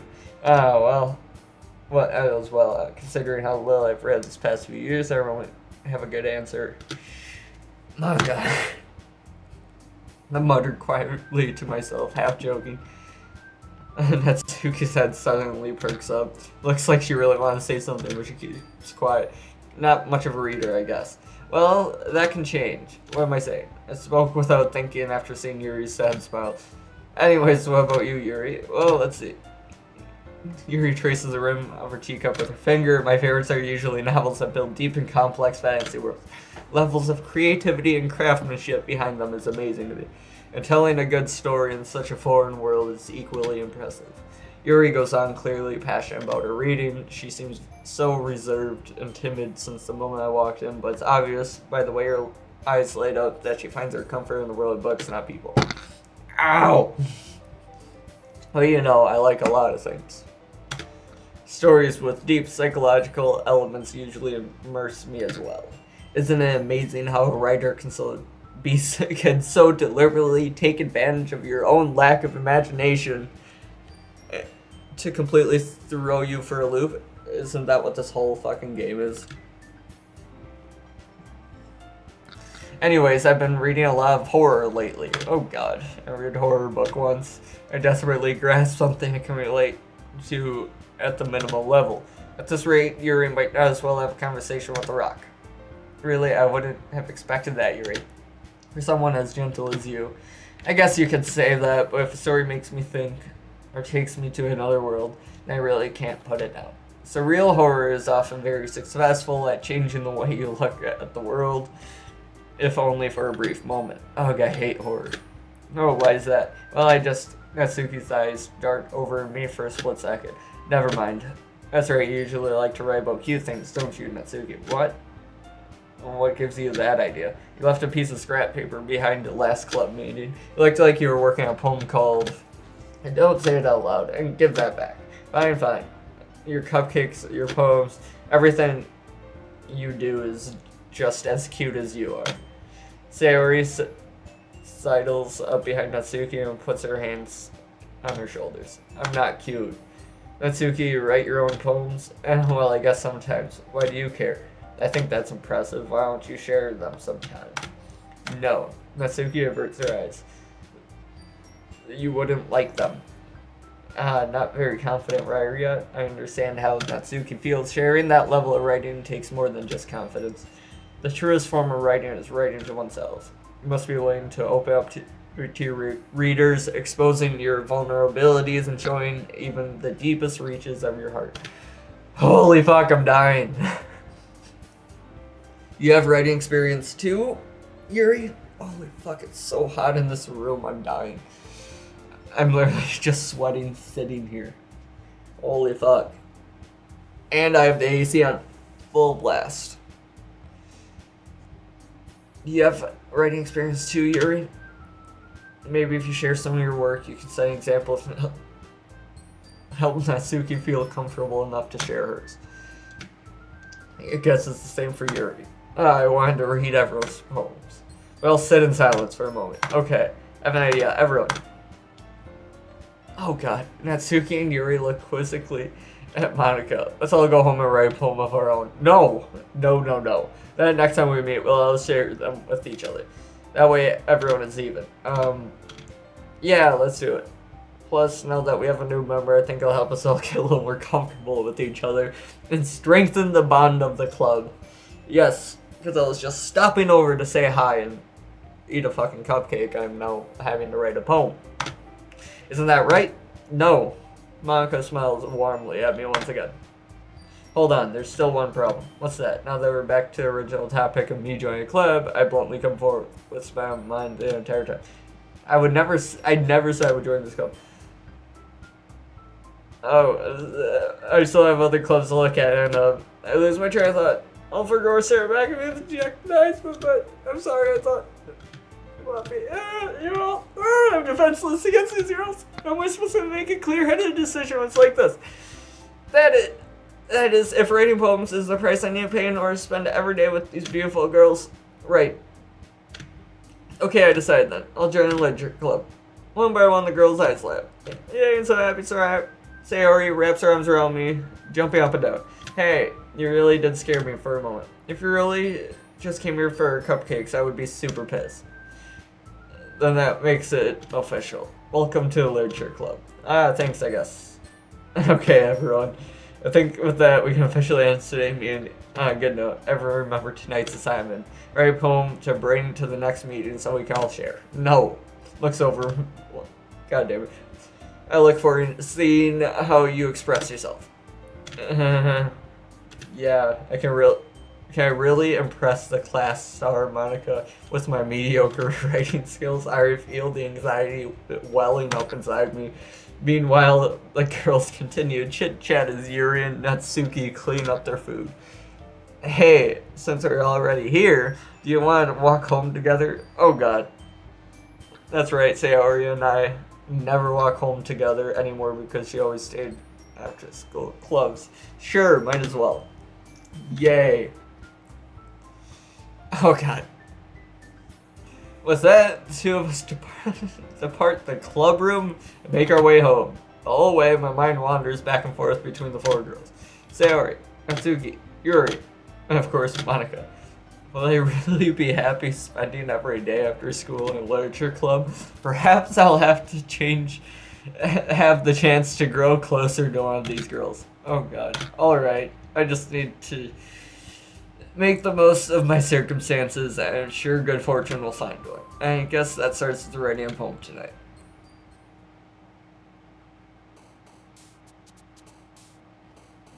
What? What am I doing?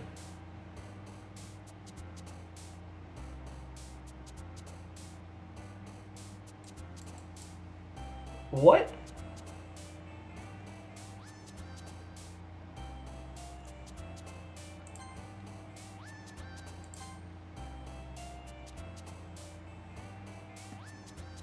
What am I doing? Explode. Okay, skipping lipstick. Scars explode. Swimsuit, breathe, sugar, music, ambient, warm. Music.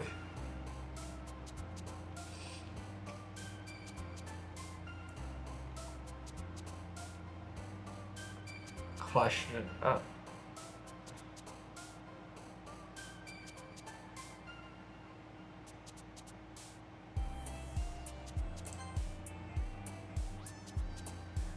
What the fuck is going on? Alone. Suicide, Jumpy, Papa, Incapable, Rainbow, allowed. Insight. Oh my god. The nature, game shop in Missouri. Nature. Captive, extraordinary, vivacious, heaven sent, destiny, fireflies, horror, inferno, bubbles, socks.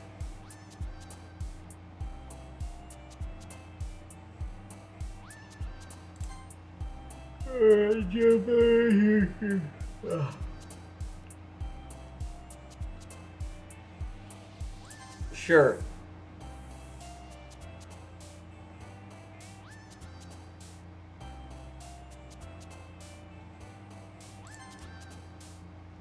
Tenacious. This is what is going on?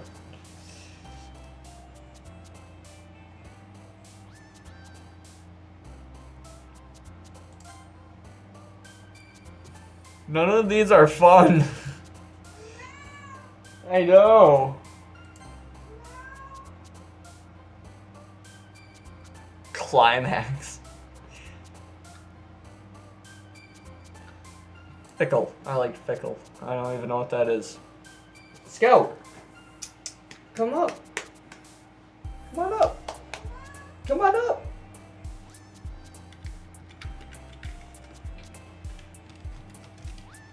Ah! Come on. Thank you. See, that's what I wanted.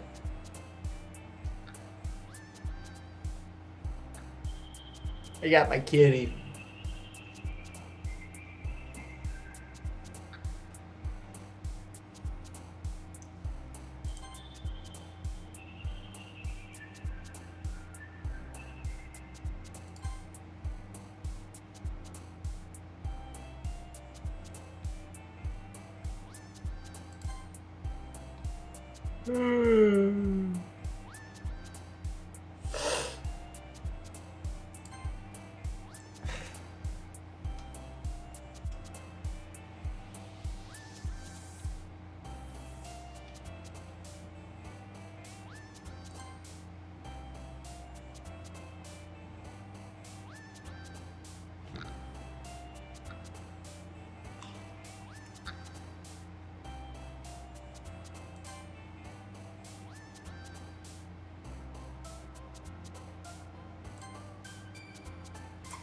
I'm just picking at this point.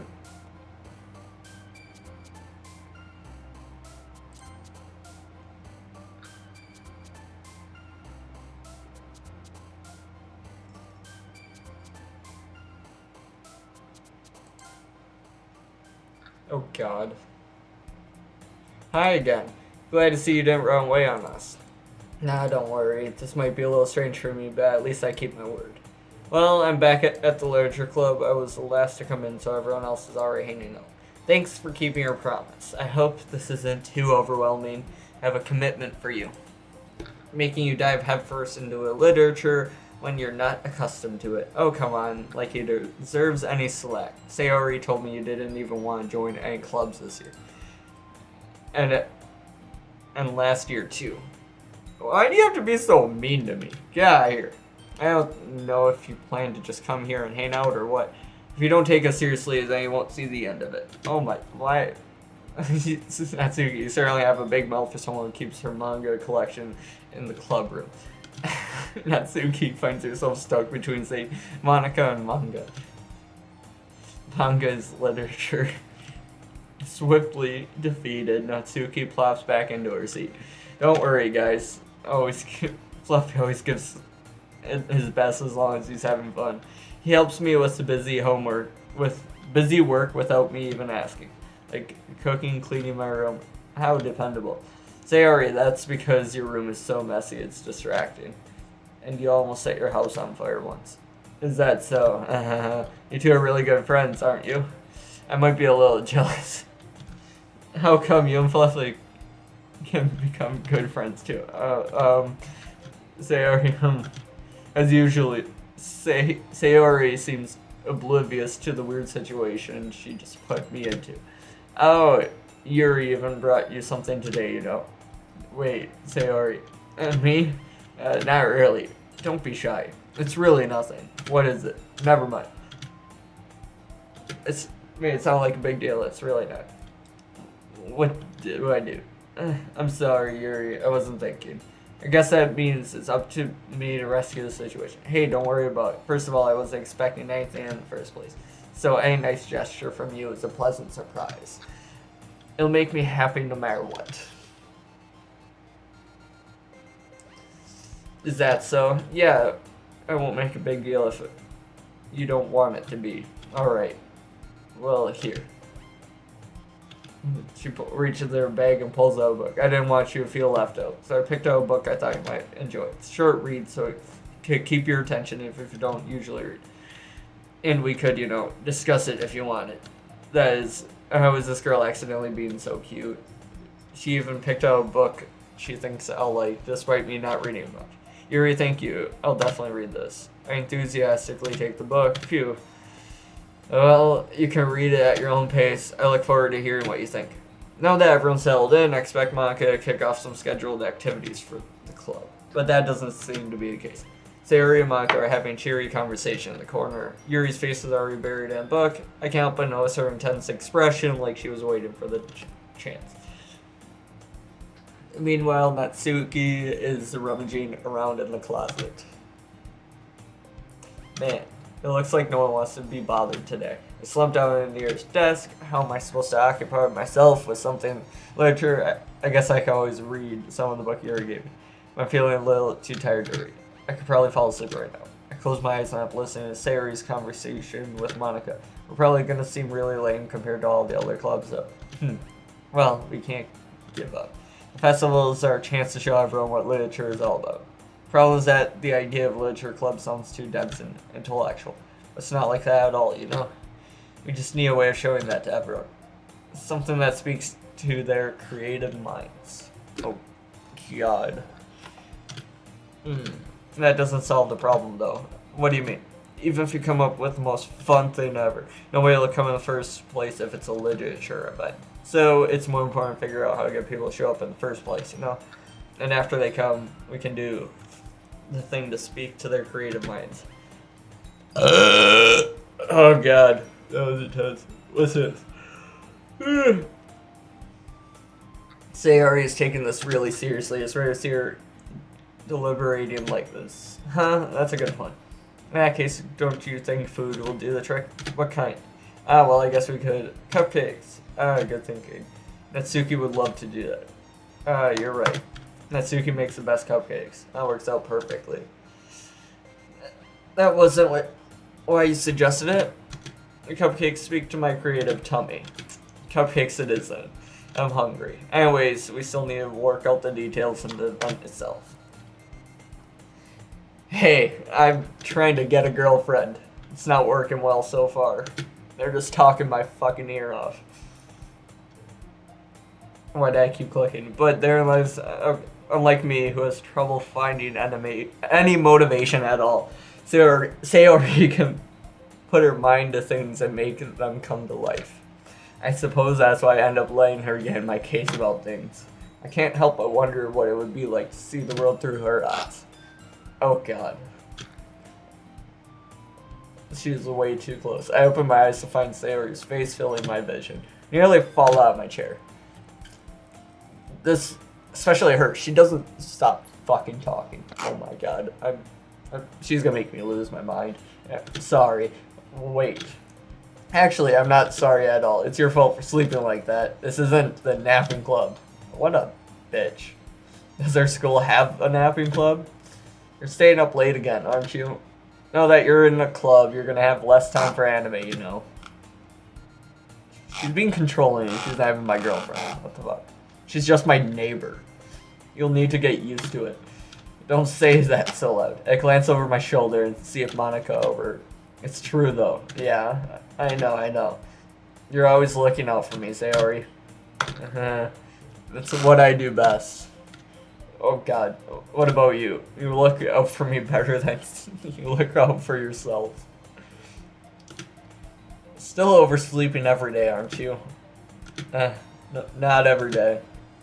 That's not very convincing. How many days this past week have you gotten up on time? It's a secret. I knew it. Come on.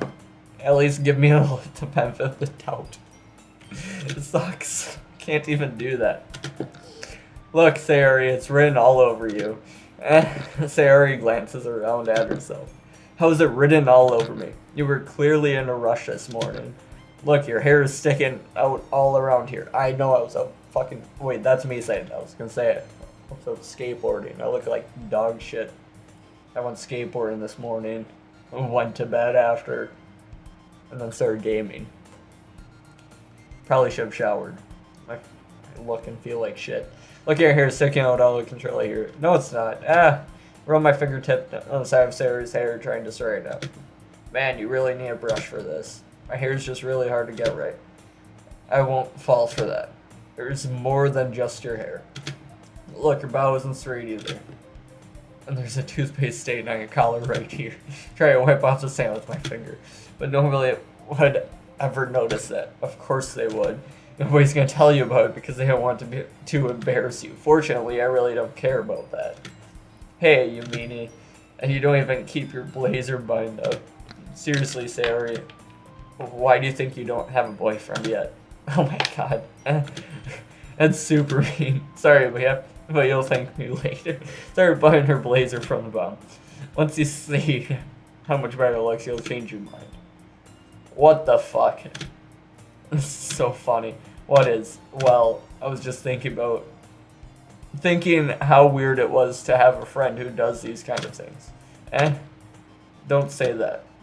You'll make me feel weird about it, stupid. It's okay though. I'm happy we're like this, aren't you? I guess. Hey, be careful. The button might come off. Why is this one so hard to close? I struggle to fully close the button near her chest. Does this thing even fit you properly? It did when I bought it. God. If you ever buttoned it, you would have noticed sooner that it doesn't fit you anymore. What are you smiling about? It means my boobs got bigger again. God damn it! No! Don't say that out loud. I don't want to hear it. I'm in high school. I don't want to hear about your boobs. My character probably just got a boner from hearing that word. Anyways, you look much better now, so... why does it feel so strange? Right? This game is going fucking hard. My character is so upfront and basically an asshole to her. I didn't know what to expect from this fucking game, okay? I've heard about it, and I thought it'd be funny to play. A while ago, I think I've said it before, I downloaded it. It was a few dollars. I wanted to play it, and my girlfriend, because I wanted to see what the fuck it was about, and my girlfriend at the time hated anime, and she was so mad I bought it that I just never opened it, never turned it on. And so finally, after literally having it for like 2 years, I said, fuck it, I'm gonna play it. Tried it the other day, and I'm like, what the fuck is this? I'm gonna try and stream this. Really? I know it's fucking crazy. Like, it fucks with your head and everything. But that's all I really know. I know that, and there's an OBS. If you're streaming it, there's a jump scare at some point. That's all I know. And I was like going through the reviews, and it's all about horror and stuff. I'm like, oh my god, that's not what it looked like. I thought it was like this weird trying to date an anime girl game. And it's gonna be fun. But yeah, I know little bits, but literally I don't know what to expect. Okay, why does it feel strange to see Sayori's blazer button up like that? But it's so stuffy. It's not worth it at all. Sayori hesitantly unbuttons her blazer once more. God damn it. Phew. That's so much better. Sayori puts her arms out and twirls around. So if I kept it unbuttoned, then I won't get a boyfriend, right? What kind of logic is that? And you were saying that, like, it's a good thing? Because if I had a boyfriend, then he wouldn't even let you do things like this. God damn it. I don't want to date her. Okay? She talks too much. She's that clingy neighbor girl that I don't want to date. And she won't stop. And I wish I could just type out, fuck off. That's it. That's all I want to do. And you take care of me better than anyone else would anyway. God damn. So that's why I'm keeping it unbuttoned. Oh my god. Stop saying all these embarrassing things. It's literally embarrassing me, and I'm not even actually in the fucking game. This isn't real. And she is so embarrassing. It's making me hurt. I hate it. Stop saying all these embarrassing things. I didn't say anything embarrassing. Jeez. Well, anyways, just focus on trying to wake up a little earlier. Only if you focus on going to bed earlier. Fine, fine. It's a deal. I guess we really are better at taking care of each other than we are at taking care of ourselves. Yeah, I guess so, huh? So maybe you should come wake me up in the morning. No, you're doing it again, Sayori. But I was joking that time. No, you fucking weren't, you bitch. They really fucking did. Oh my god. I don't know if I'm crazy or what, but I just want to... Oh my god, no. I'm over her. I'm over it. Man, it's impossible to tell with you sometimes. Okay, everyone. Like, she introduces me to these 3 other people and then just fucking flirts with me hardcore and says she doesn't know what she's fucking doing. She knows exactly what she's doing. Monica suddenly calls out. Why don't we share the poems we wrote now? Yay! Fluffy, I can't wait to read yours. Yeah, same. I failed to sound enthusiastic, but Sayori still trots away to retrieve her poem. By the way, did you remember write a poem last night? Yeah, I just clicked random words at the end. My relaxation ends. I can't believe I agreed to do something so embarrassing. Couldn't really find much inspiration since I've never really done this before. Well, now that everyone's ready, why don't you find someone to share with? I can't wait! Sayori and Monica enthusiastically pull out their poems. Sayori's is on a wrinkled sheet of loosely torn from a spiral notebook. On the other hand, Monica wrote hers in a composition notebook, whatever. I can already see Monica's pristine handwriting from where I sit. Natsuki and Yuri reluctantly comply as well, reaching into their bags. I do the same myself. Who should I show my poem to first? Hate her. Monica's the one that's like completely in charge. This is the emo bitch that loves horror. She is the cupcake girl. I don't want to say Sayori. Fuck her. I'm already over her. I don't know who to pick though. Monica seems the most like just normal out of all of them. Kind of like the emo girl though. I told Natsuki I was interested in her poems yesterday. It's probably only fair if I shared mine with her first. Anyway, she's the one that gave me the book. She gave me a book. She was nice to me. So, I'm gonna do that. Good reasoning. Wait, you're Natsuki.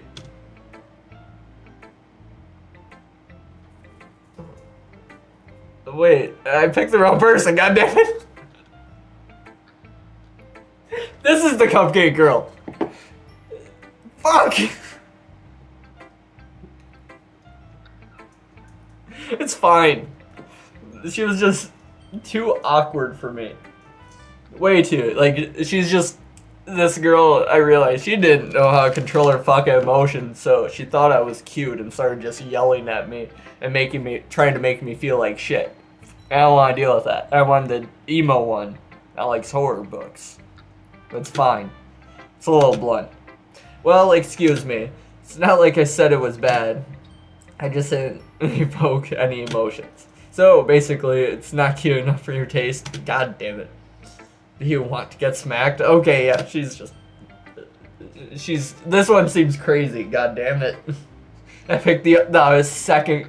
So, I have the crazy neighbor who's the craziest. And her is the fucking second. She seems a little more normal. But again, she just threatened to smack me because she's all about being cute and everything. And my guy makes a comment. No. God damn it. Well, anyways, I guess I needed to show you mine. Not that you'll like it. Eagles can fly. Monkeys can climb. Crickets can leap. Horses can race. Owls can seek. Cheetahs can run, eagles can fly, people can try, but that's about it. It didn't even really rhyme. Didn't rhyme the best. There's a few in there I'll give you. Told you that you weren't gonna. I like it, but just be honest. I am. Are you so convinced I wouldn't like it? Yeah, I'll give her that. That was a good poem.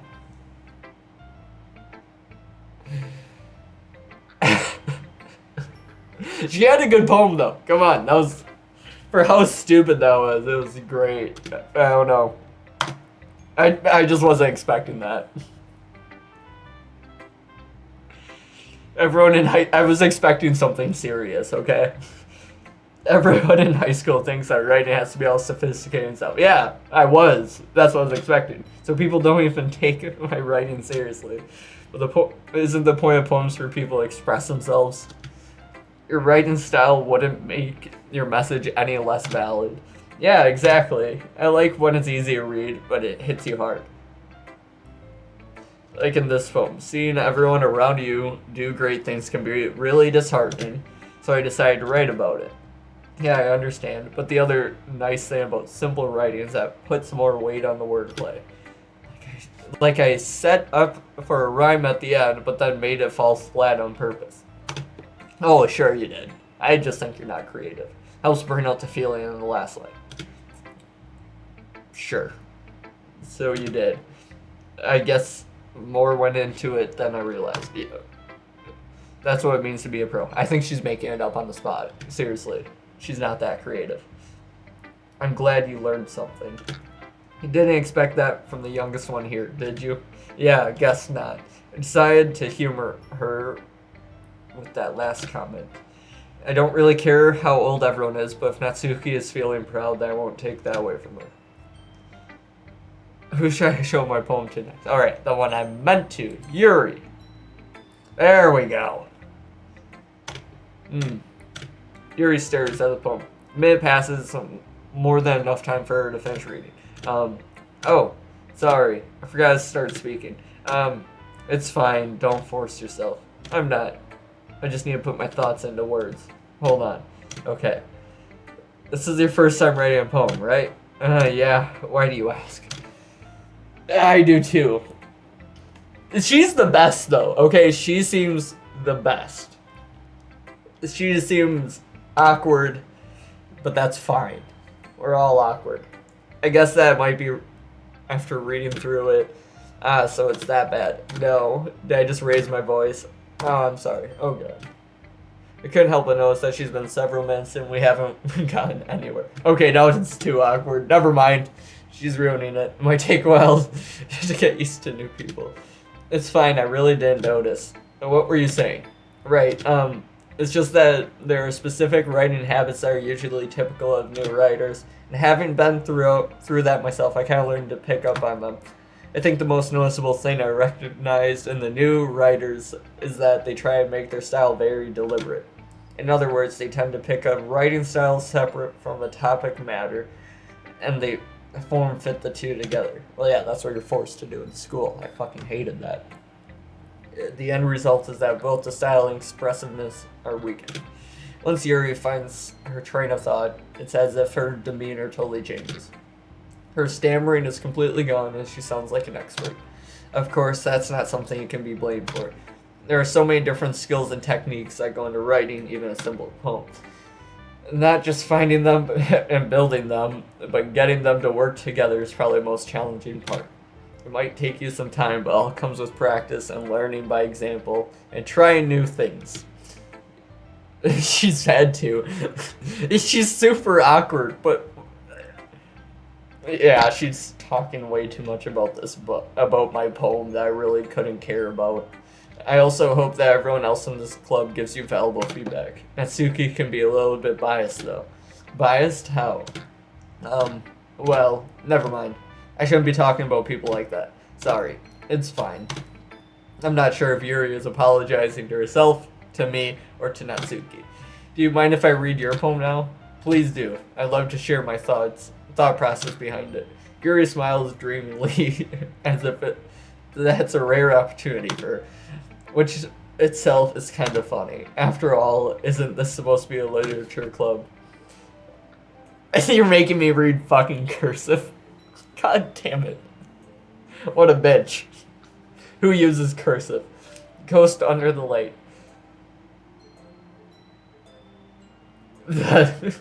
T-E... That's N-D-R-I... Tendrils of my hair illuminate beneath the amber glow bathing. I don't know what that fucking word is. I think that's what happened. Amber glow bathing. It must be this one. The last remaining streetlight to have withstood the test of time. The last yet to be replaced by the sickening blue-green hue of the future. I bathe. Calm, breathing air of my present, but living in the past. The light flickers. I flicker back. Hey, I could read it. Yeah, I need water real quick. I'm sorry I have such terrible handwriting. No, you write cursive, so it's good, and that's why I fucking hate you.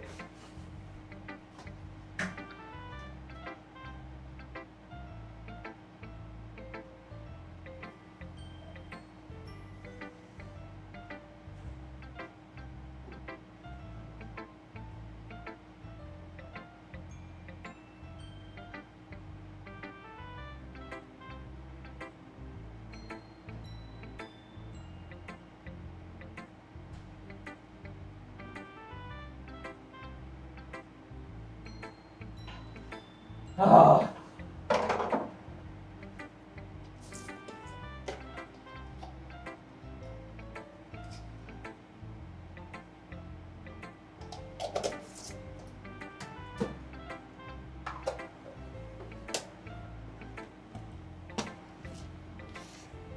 Like, be a goddamn normal person and use just the worst fucking handwriting possible. That's fine. I wouldn't care then. I will gladly struggle through shitty handwriting. I don't like such nice handwriting. Right. What? I wasn't thinking that at all, but it took too long to read. Well, does she always say that, or did I actually take her? Well, I just don't read script very often. I actually think your handwriting is pretty. That's a relief. Also, I like the poem. Even though it's short, it was really descriptive. It wasn't too short. I usually write longer poems. Not at all. I'm really glad you like it. I'll be honest. Since it's our first time sharing, I wanted to write something a little more mild. Something easy to digest, I suppose. Are you into ghosts, Yuri? Huh? Actually, the story isn't about a ghost at all. Really? I must have totally missed the point. Well, I suppose you did only glance over it after all. I'm just pointing out I'm a dumbass now. But remember that poems often express their own thoughts, feelings, and experiences in their work. They usually do more than tell a simple story or paint a picture. In this case, perhaps the subject of the poem is only being symbolically compared to a ghost, lingering in her last remaining place of comfort, unable to let go of the past, and soon to be left with nothing. That's a lot more solemn, putting it that way. I hadn't even thought of that. That's impressive. It's nothing really. Well, it makes me happy that you think that. Just remember that it won't be long before you pick up on these things too. Yeah, maybe you're right. I guess I'll have to keep trying. I'm counting on you.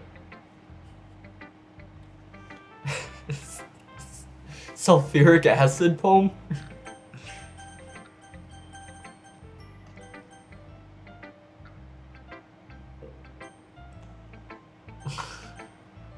Okay, I don't want to show Sayori. I'll go Monica. Hi, having a good time? Oh god, you're gonna talk about it. Glad to hear it. By the way, since you're new here and everything, if you ever have any suggestions for this club, like new activities or things we can do better, I'm always listening. Don't be afraid to bring things up, okay? Alright, I'll keep that in mind. Of course I'll be afraid to bring things up. I'm much better off just going with the flow until I'm more settled in. Anyways, want to share your poem with me? It's kind of embarrassing, but I guess I have to. Don't worry. We're all a little embarrassed today, you know. It's that sort of barrier we'll all get to learn to get past soon. Yeah, that's true. Add Monica, my poem. I like this one. It makes me think of something Sayori would like. Is that so? Oh god, you and Sayori are really good friends, right? I wouldn't be surprised if you had those sorts of things in common. Oh god. No, don't put me back to Sayori. No! We may be good friends, but Sayori and I are actually really different. Well, that may be the case, but maybe there are also some similarities that you wouldn't expect. The way she talks about you, it sounds like the two of you really care about each other's well-being. No, I don't. Stop. Even if you show it in different ways, it ends up being more similar than you think. No. So I think that's the kind of vibe I get when reading your poem. Sure you're not reading into it too much? I could be. Yeah, you are. Fucking bitch. Stop. Oh gosh, I sound like Yuri. But in that case, Sarah's writing has kind of gentle feel to it. You can tell that she likes exploring with emotions like happiness and sadness. Ow! Oh, that was cold. Who knew? That's someone so happy will enjoy sad things too. Oh, so I almost fucked up my ankle so bad today. Quick side note, I was out skateboarding. I went to a skate park I've only been to once, but never actually got to ride around much.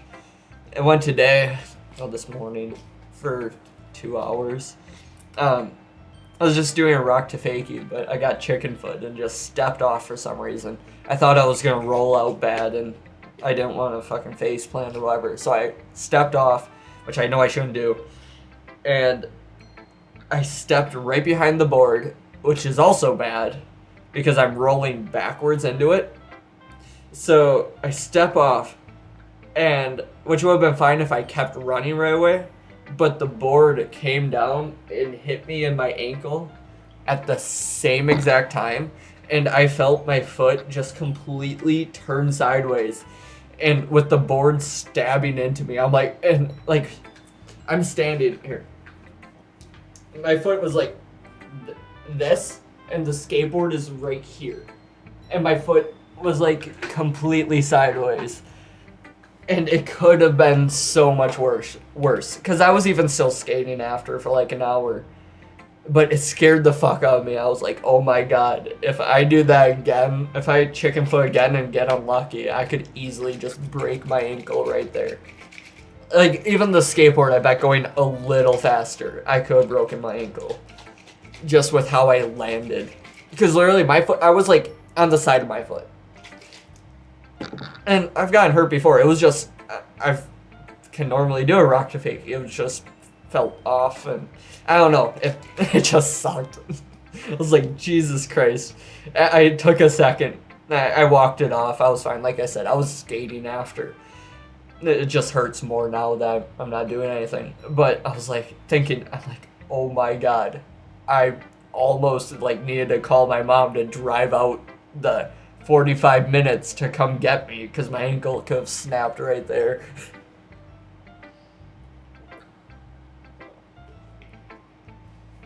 It's just what went to my head because I've been fucking injured before. I've hurt my knees a lot, so I kind of have that fear. Now that I felt those knee pains, I can never get over what it's gonna be like to break something or whatever. So I'm terrified. It's one of my problems, especially when it comes to skateboarding. Terrified of getting hurt. Okay, back to the game. Oh, damn. These women are making me need this.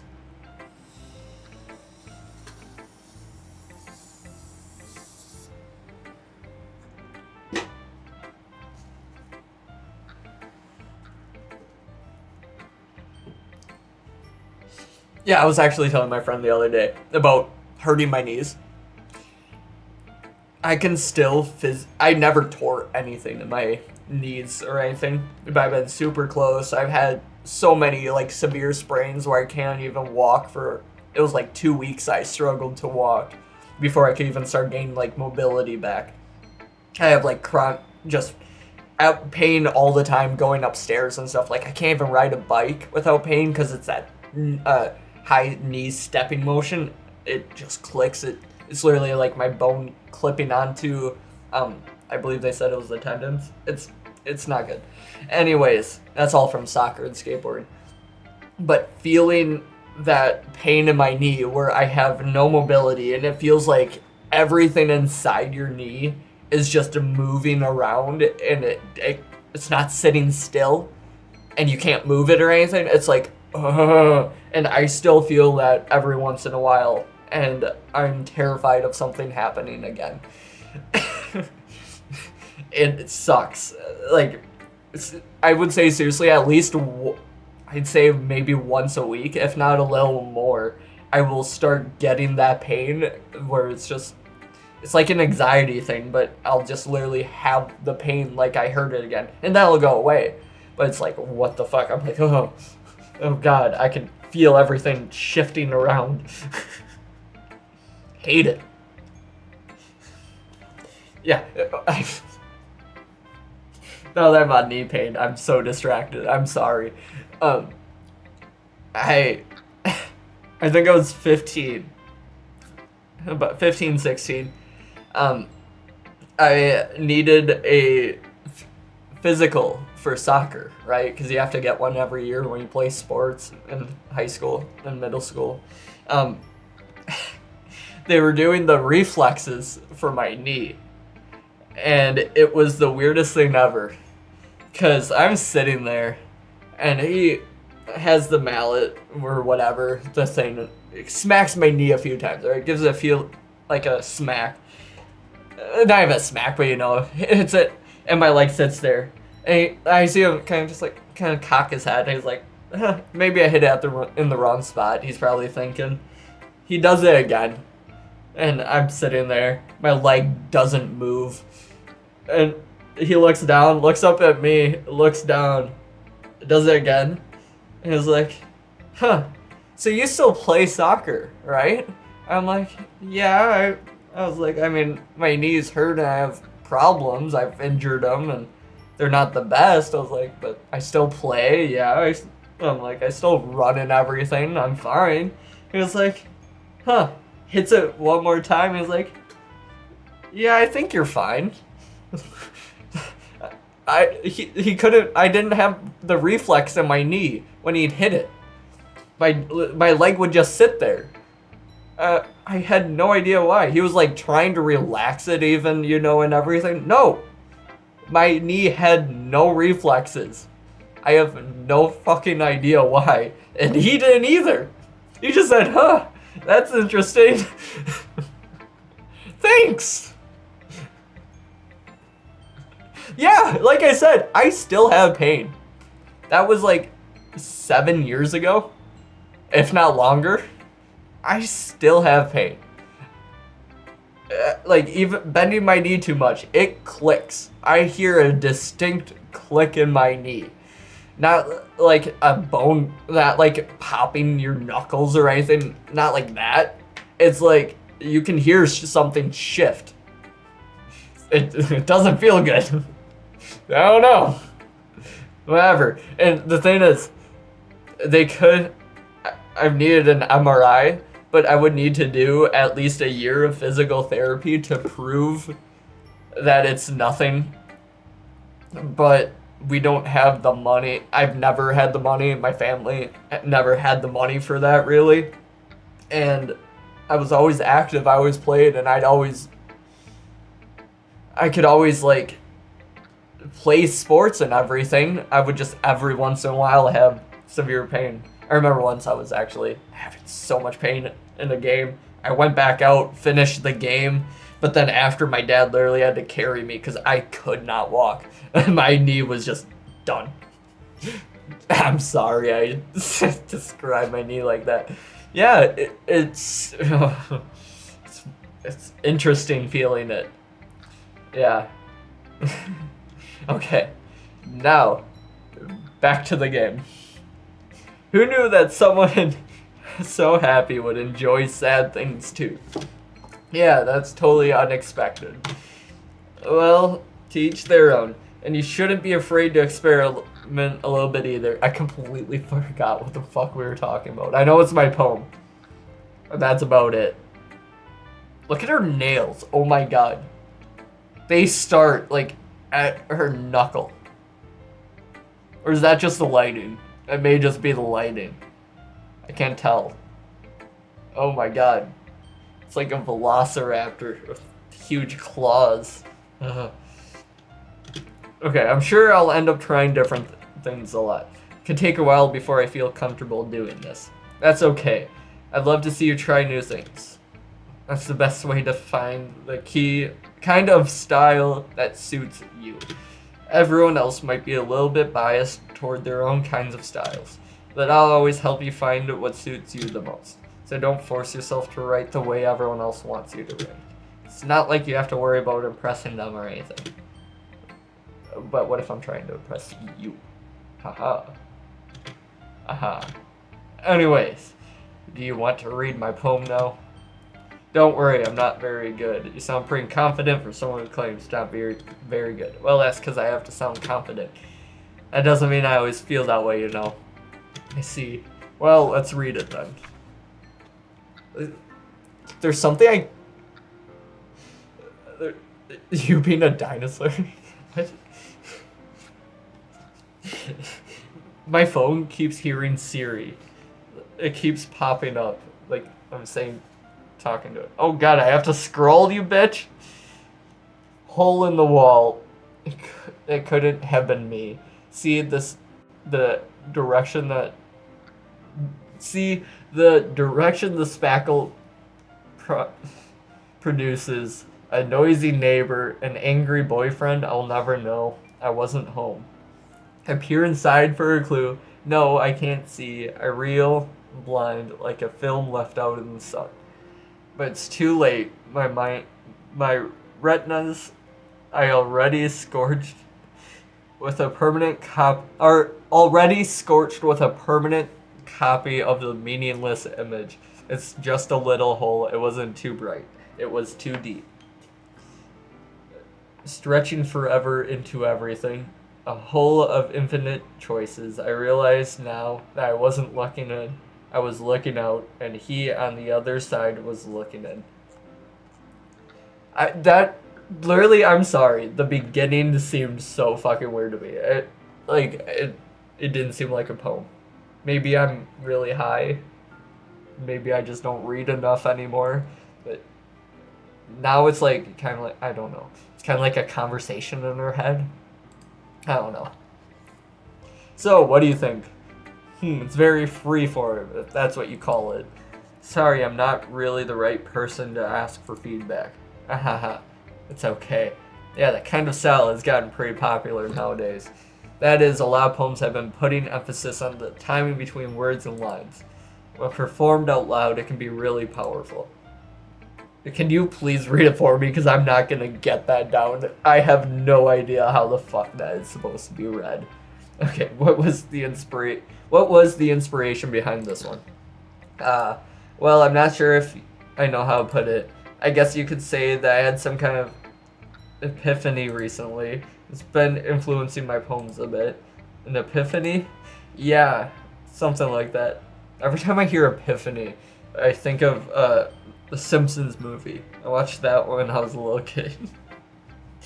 And I think of the big boob Native American lady that I think of when I'm hearing epiphany. You know what I'm talking about? I'm kind of nervous to talk about deep stuff like that because it's kind of coming on strong. Maybe after everyone is better friends with each other. Anyways, here's Monica's writing tip of the day. Sometimes when you're writing a poem or a story, your brain gets too fixated on a specific point. If you try so hard to make it perfect, then you'll never make any progress. Just force yourself to get something down on paper and tidy it up later. Another way to think about it is this. If you keep your pen in the same spot for too long, you'll just get a big dark puddle of ink. So you just move your hand and go with the flow. I actually used to have that problem.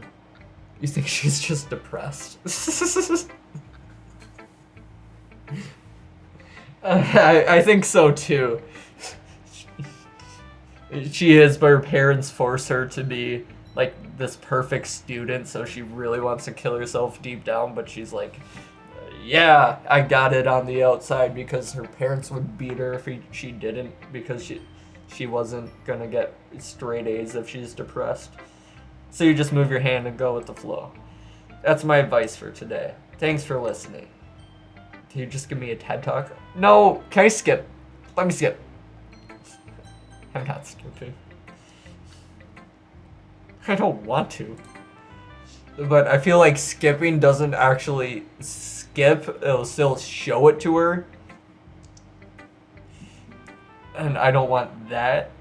I just want to skip the conversation. Oh my goodness. This is so good. I love it. I had no idea you're such a good writer. I don't even know what the fuck it says. Sayori, you must be seriously overreacting. I'm not a good writer at all. Honestly, I have no idea what I'm doing. Well, maybe that's why. Because I have no idea what I like either. Jeez. Yuri's opinion was way more constructive than this. What the fuck? Are you sure you don't like it just because I wrote it? Well, I'm sure that's part of it. I think I understand you better than a lot of other people, you know. So when I read your poem, it's not just a poem. It's a fluffy poem. That makes it feel extra special. Like I can feel your feelings in it.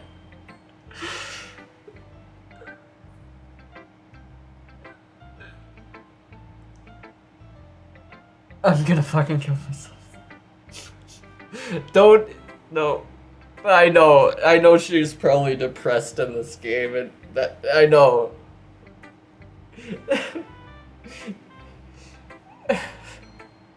It's probably gonna be bad. And she's gonna kill her, the other girl is gonna kill herself if I don't date her. She's gonna kill me if I don't date her, because she's just a fucking psychopath that I am actually terrified of. Like, if this was a real person, I would have to leave the state as fast as possible. And I mean that in the nicest way I can. But holy fuck, I could not deal with this. Sari hugs the sheet. Why? You're so weird, Sari.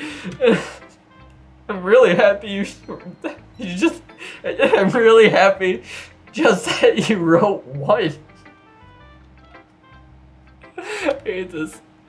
Hey, how are you doing? Holy fuck. This is driving me insane. How am I gonna get through this game? This just reminds me of how you're really a part of the club now. Really don't want to be. Not to mention the fact I'm standing in front of you in the club room. Well, of course. I'm not really into it yet, but that doesn't mean I'll break my promise. See? It's like I said before. Deep down, you're not selfish at all, you know. Trying new things like this for other people. That's something that only really good people do. Thanks, Sayori. I'm not sure if Sayori sees the full picture of my motive here. And then again, can't deny that she's part of the reason I joined. Knowing how much this means to her and all. Again, Siri, stop! I'm doing good, I'm just trying to survive these women. They're driving me insane. How are you doing though?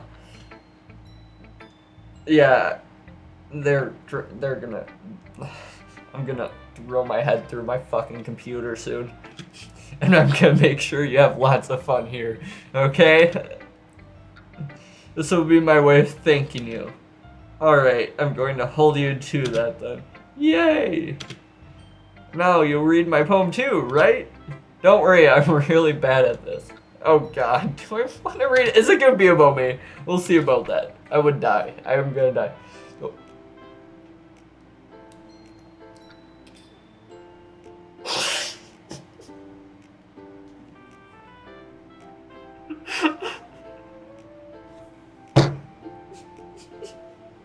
It's about me. It's about me. I'm gonna kill myself. The way you glow through my blinds in the morning, it makes me feel like you missed me. Kissing my forehead to help me out of bed making me rub the sleepy from my eyes. Are you asking me to come out and play? Are you trusting me to wish away a rainy day?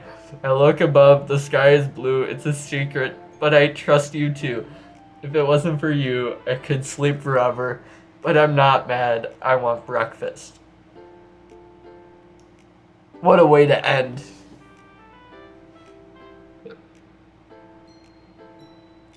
Is that just for the fact that Sayori is gonna murder me if I don't go with her? Is that why you say that? Because I'm pretty much on the same page. Yeah, the other girls will die, but do I want to die? I don't know if I want to die. Because I'm this woman's fucking sunshine. Oh god. Sayori, this is just a guess, but do you wait until this morning to write this? No. Just a little bit. Can't answer just a little bit to a yes or no question.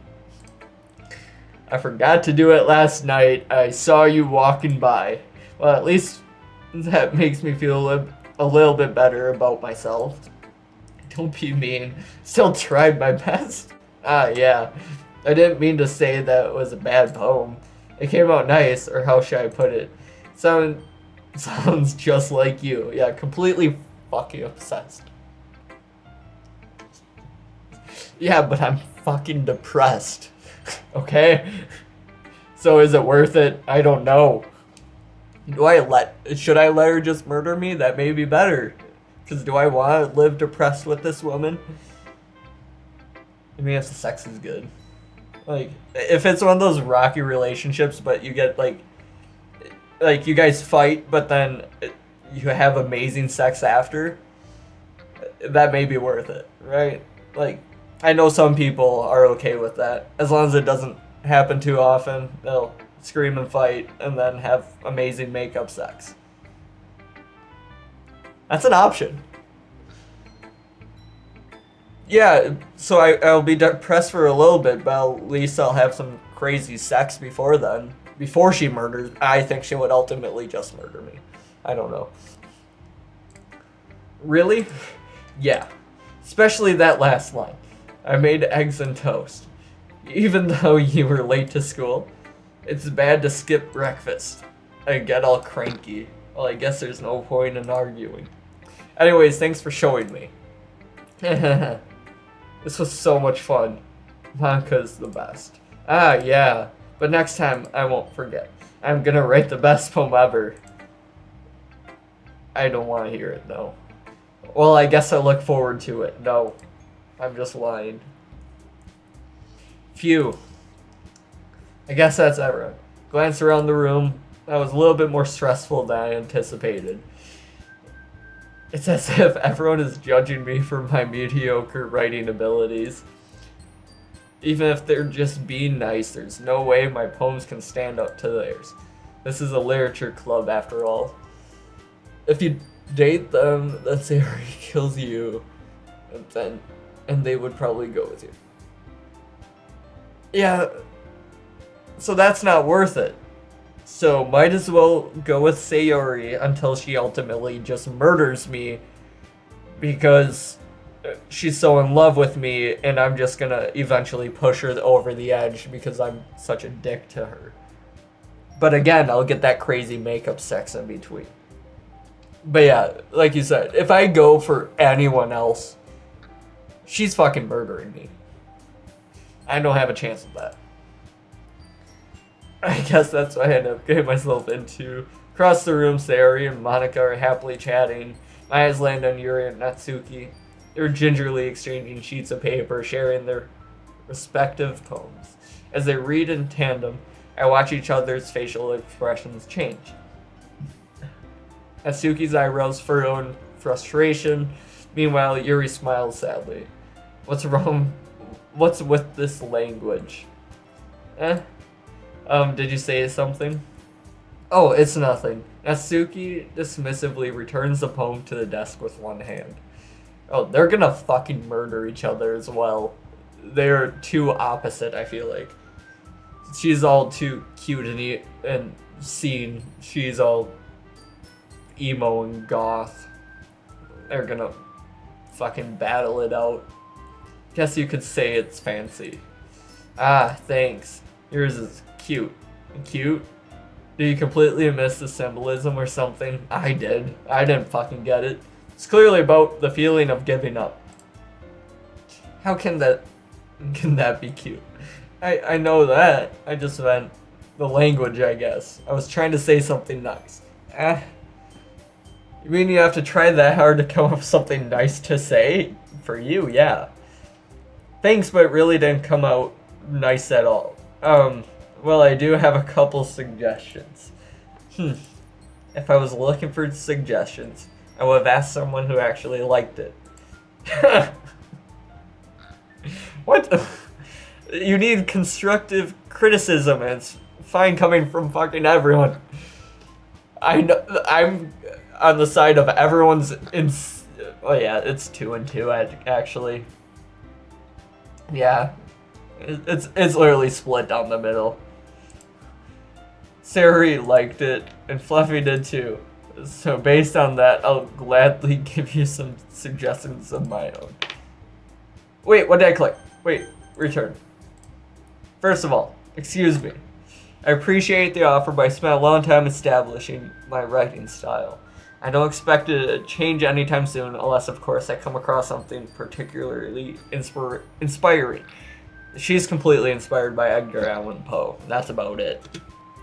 Which I haven't yet. Yeah, you're stuck on Edgar Allan Poe. No. And Fluffy liked my poem too, you know. He even told me he was inspired by it. Oh, God. No. Oh? I didn't realize you were so invested in trying to impress a new member, Yuri. Oh, God. Why did the music stop there? It got me scared. Like something was gonna fucking happen. That's not what I... This is gonna kill me. Yuri stands up as well. Or maybe you're just jealous that Fluffy appreciates my advice more than you appreciate yours. Oh, fuck. I called it. They're gonna fucking murder each other.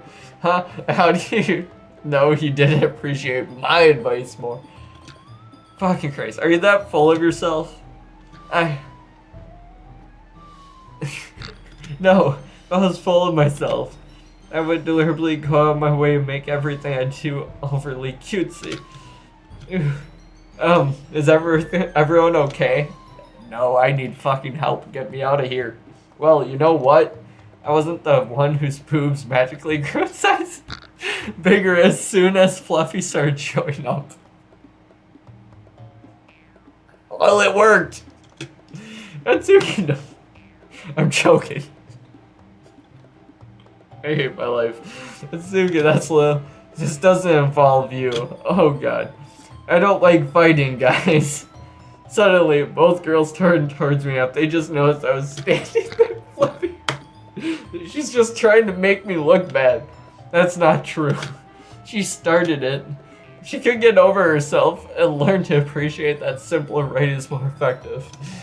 Then this wouldn't have happened in the first place. What's the point of making your poems all convoluted for no reason? The meaning should jump out at the reader, not force them to have to figure it out. Help me explain that to her, Fluffy. What? Oh, there's a reason we have so many deep and expressive words in our language. It's the only way to convey complex feelings and meaning the most effectively. Avoiding them is not only unnecessarily limiting yourself, it's also a waste. You understand that, right, Fluffy? Stop. Well, how did I get dragged into this in the first place? Oh, I go if people killed them. It spoils the game. Oh god. Well, that's gonna spoil it, right? If you get a yes or a no to that. Or did it, like, spoil the ending, you mean? Because I'll make sure not do that. I was just making sure earlier it was stream friendly. I'm like, I gotta make sure there's no boobs or anything. Because I don't want to get fucking in trouble. Or lose my account. Even though it's not much on here, but... Oh, wait. Also, there's a bunch of articles saying that people in real life kill themselves from the game. What? Oh god. All of them are gonna fucking die. These two are gonna murder each other. Sayori's gonna murder me and herself, and then the other girl's gonna kill herself because she's sad I'm dead.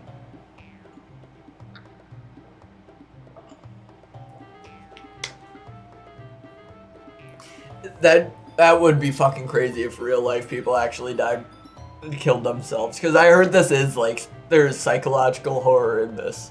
Like, it can get a little intense for some people. Yeah, I see why. It's fucking making me go completely insane. Okay, it's not like I know anything about writing. But whomever I agree with, they'll probably think more highly of me. Uh-oh. Okay. This is gonna be...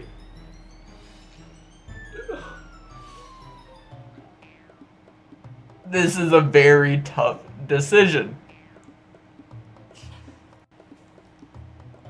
I wouldn't want to answer in the first place. If it were actually me, I would walk away.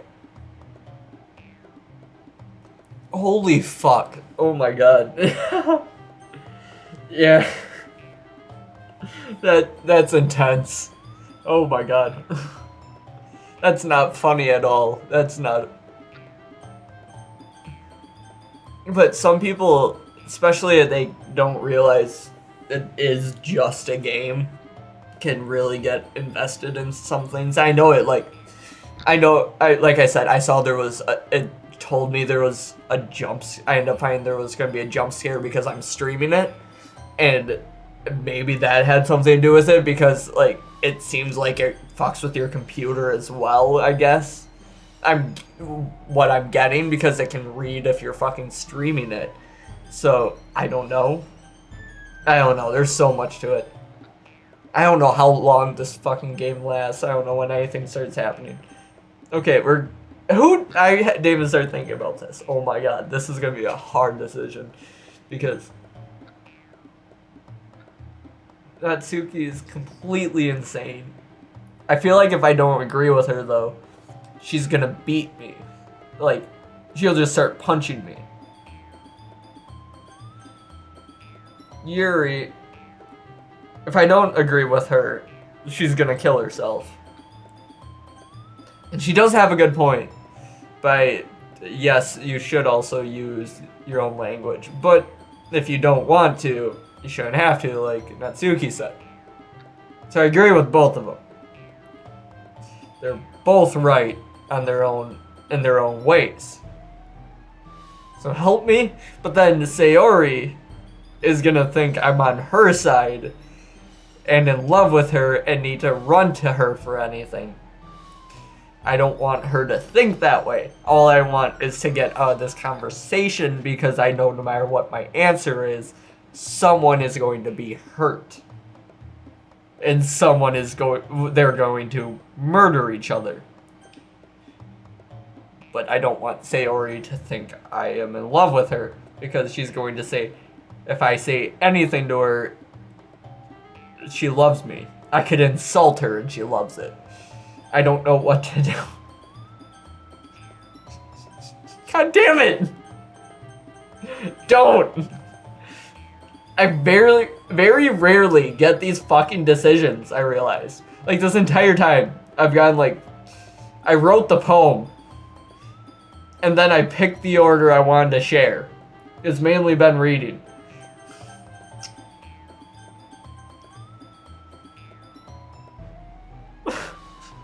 God damn it. Kinda stuck on help me. No, we'll go with Yuri. Natsuki, you're right that I liked your poem. See? Wait, that's an excuse for you to be so mean. Okay, you shouldn't pick a fight just because someone's opinion is different. That's not what happened at all. Yuri wouldn't even take my poem seriously. I understand. Yuri, you're a seriously talented writer. It's no secret that I was impressed. Well, but here's the thing.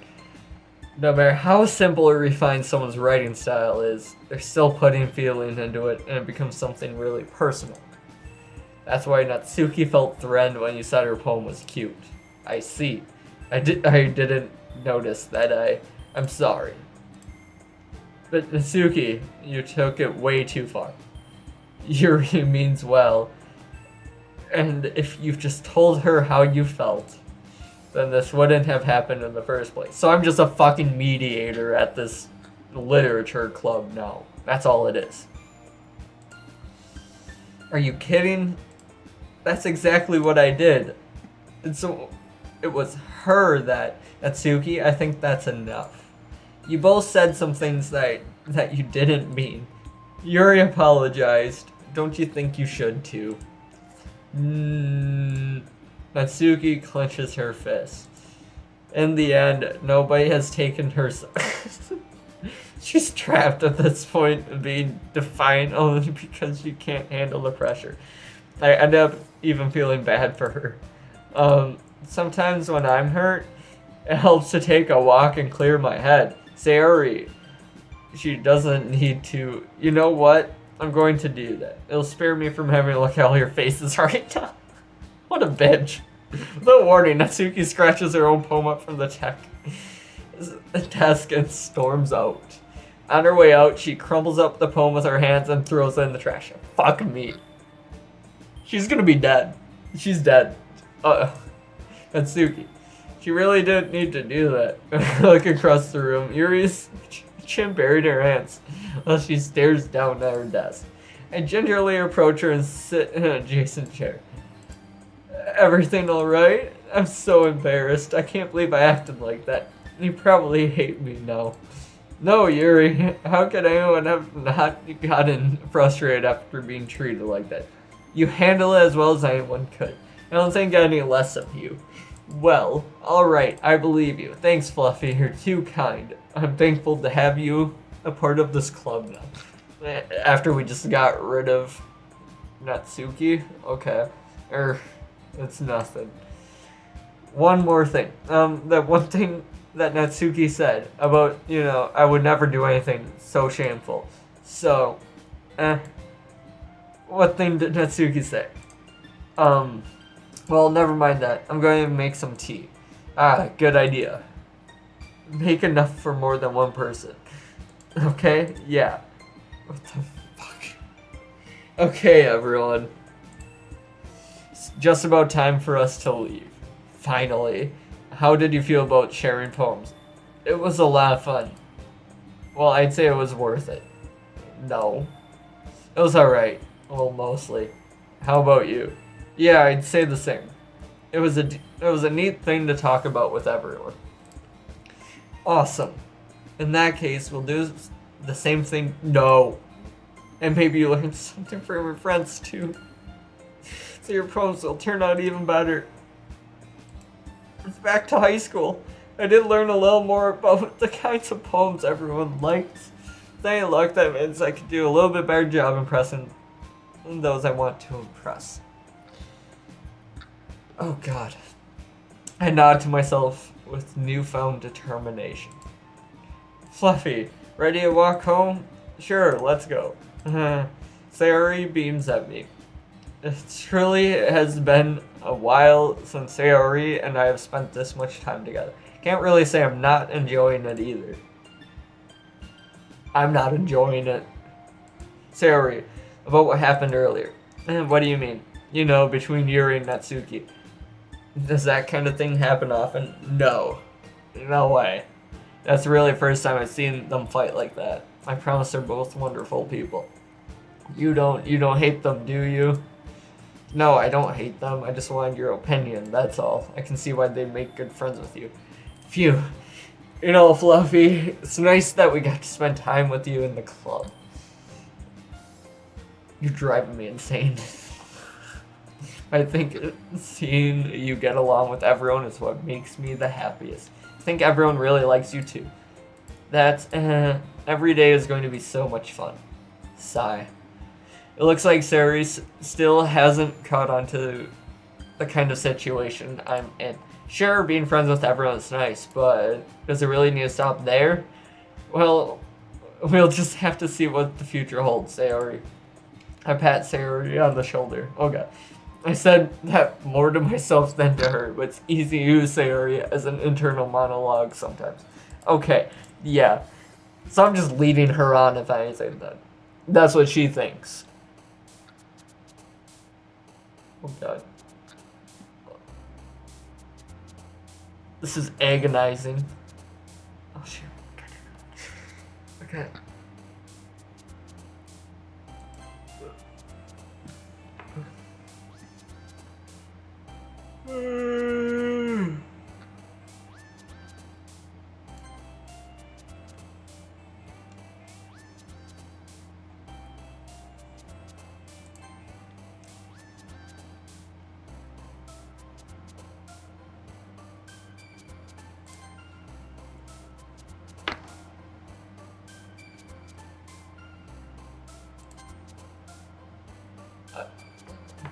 Does it matter what I pick at this point?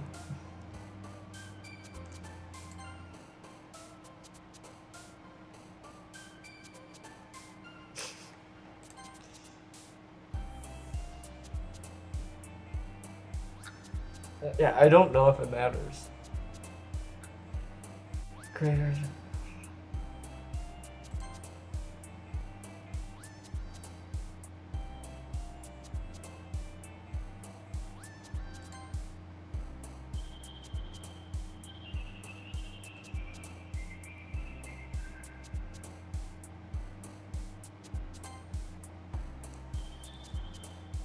I thought that said Pop-Tart. I was a little confused for a second. I don't know.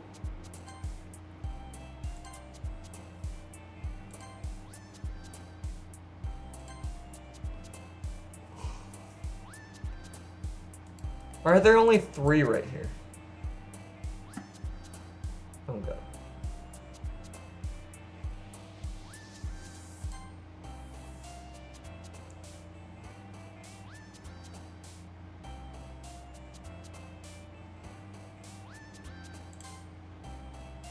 Trying to make them all happy.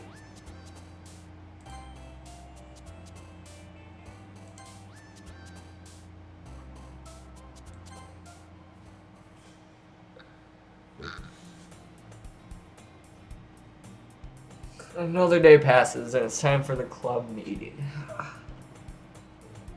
Oh, my legs hurt. Gotten a little more comfortable here over the past couple days. Entering the club room, the usual scene greets me. Hi, Fluffy. Yo, Sayori. Looks like you're in a good mood today.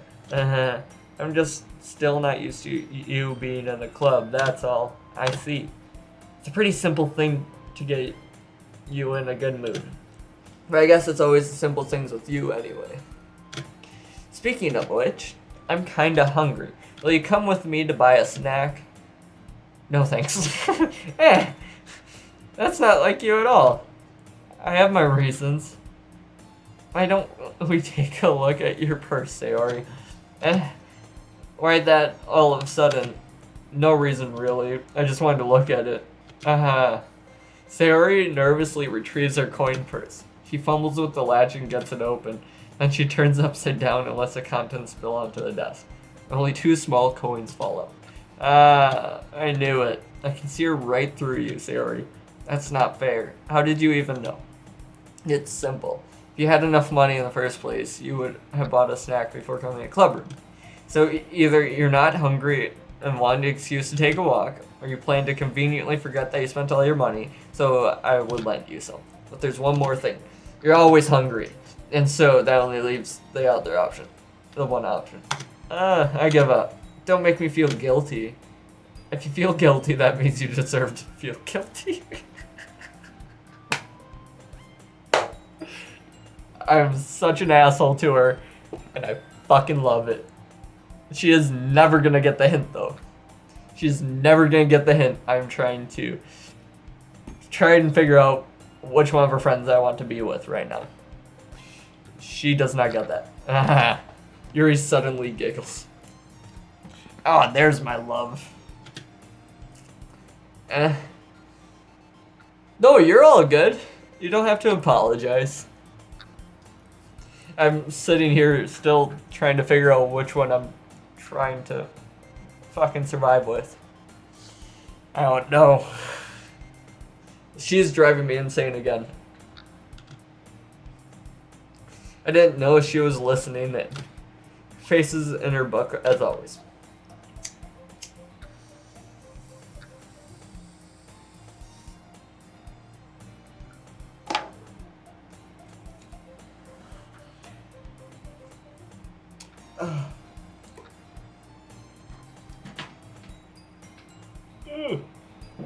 Sorry, I'm packing one quick.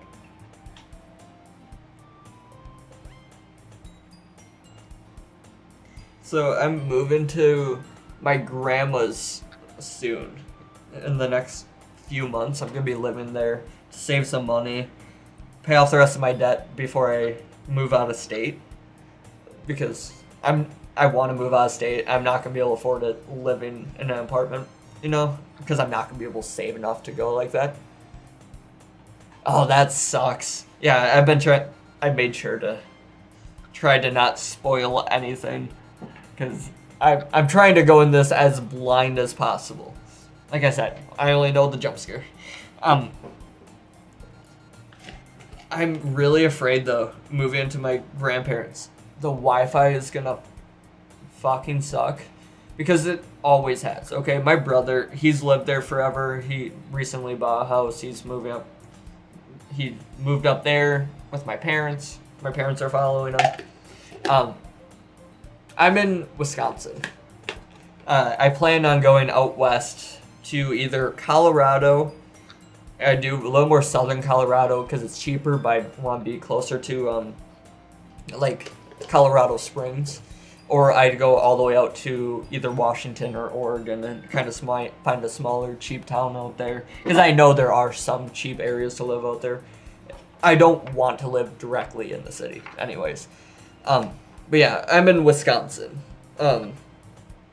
So I'm gonna I'm afraid of moving there though, because my brother's never had a problem with Wi-Fi or anything.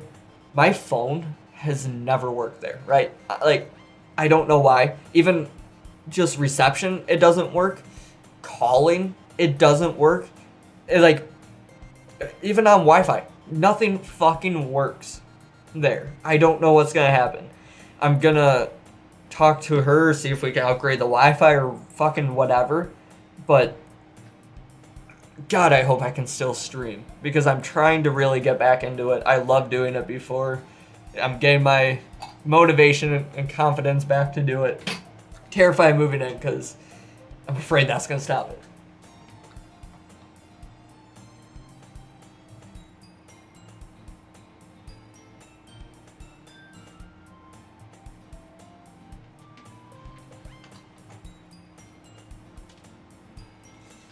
But once I move in there and get all my streaming stuff set up and everything, get settled, I'm getting the garage. So I plan on I'm going to stream out there as well. I'm going to skateboard and hang out there sometimes while I practice. Maybe stream it for a little bit, try and show off my progress that I never do. But I just feel like that'd be fun. I don't know. I'm just trying to think of ideas because I like streaming. Like I said, getting back into it. Holy fuck.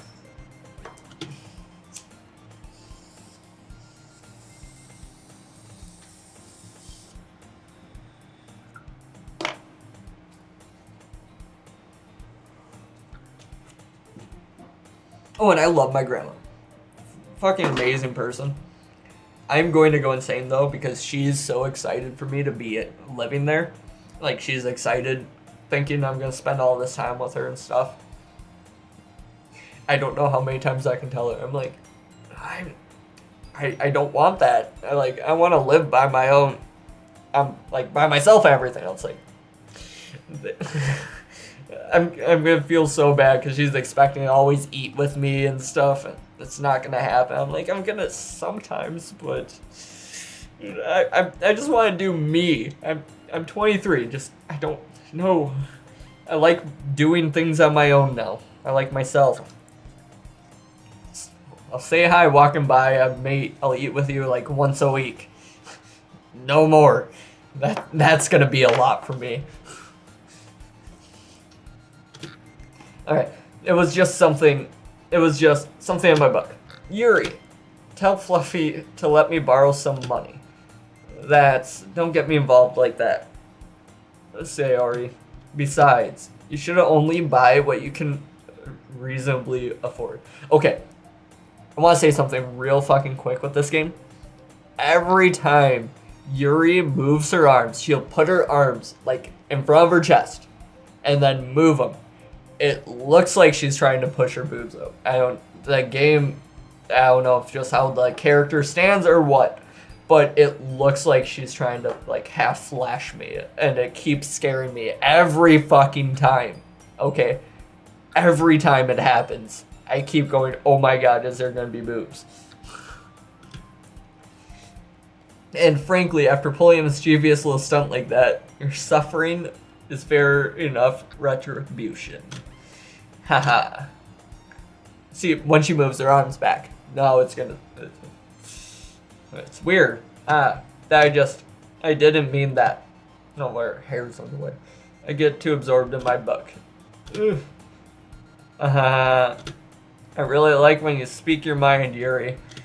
It doesn't happen much. It's fun side of you. There's no way you could think that. You were right, though. I did something bad, and now I have to escape the revolution. Accept the revolution. Retribution. That. Still, coming from you, Sayori. I guess there's a little devil inside of all of us, isn't there? Wait, isn't this a literature club? Maybe. No, it's not the jump scare. I saw it around where it happens. I don't know exactly what happens and stuff, but I saw like the general area. It happens. Don't let her fool you. Sayori knows exactly what she's doing. After all, she told you guys she was bringing me to the club before she even told me. But you wouldn't have come in if it weren't for the cupcakes. So I had to trick Natsuki into making them. Come on, give me more credit than that, Sayori. Wait, what the fuck? Kaya, what? Out of nowhere, something smacks her in the face and tumbles onto the desk. I was like, did I just fucking smack her? I thought I hit her. Okay. Ow, what was, Oh, a cookie. Sure enough, it's a giant cookie wrapped in plastic. Sayori glances around. Is this a miracle? It's because I paid my restitution. Retribution. Actually, that one almost worked.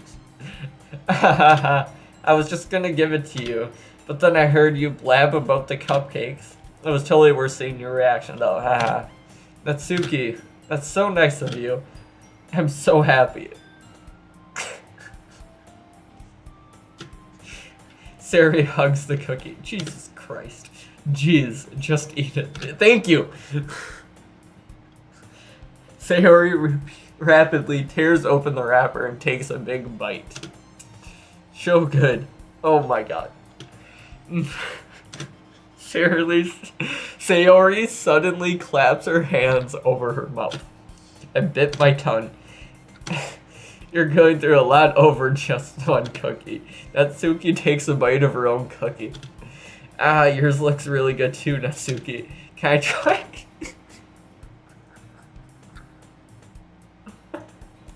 She is such a fucking bitch. She has she has too many social skills, I think. Like, you know, it's like sometimes people suck at talking and everything, and they say awkward things because they're like socially awkward.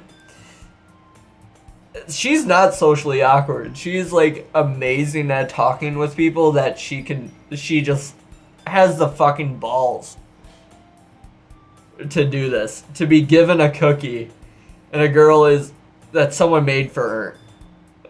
And the other girl is eating the cookie she probably made for herself as well. Right? Because she's eating it.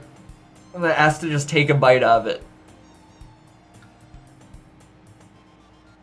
Like, maybe if you guys have been dating for a few years, you can share the same food. You can take a bite of each other's food. Sure. Not two acquaintances in a literature club. Beggars can't be choosers. Wait, here's this chocolate. Yeah, why do you think I gave you that one?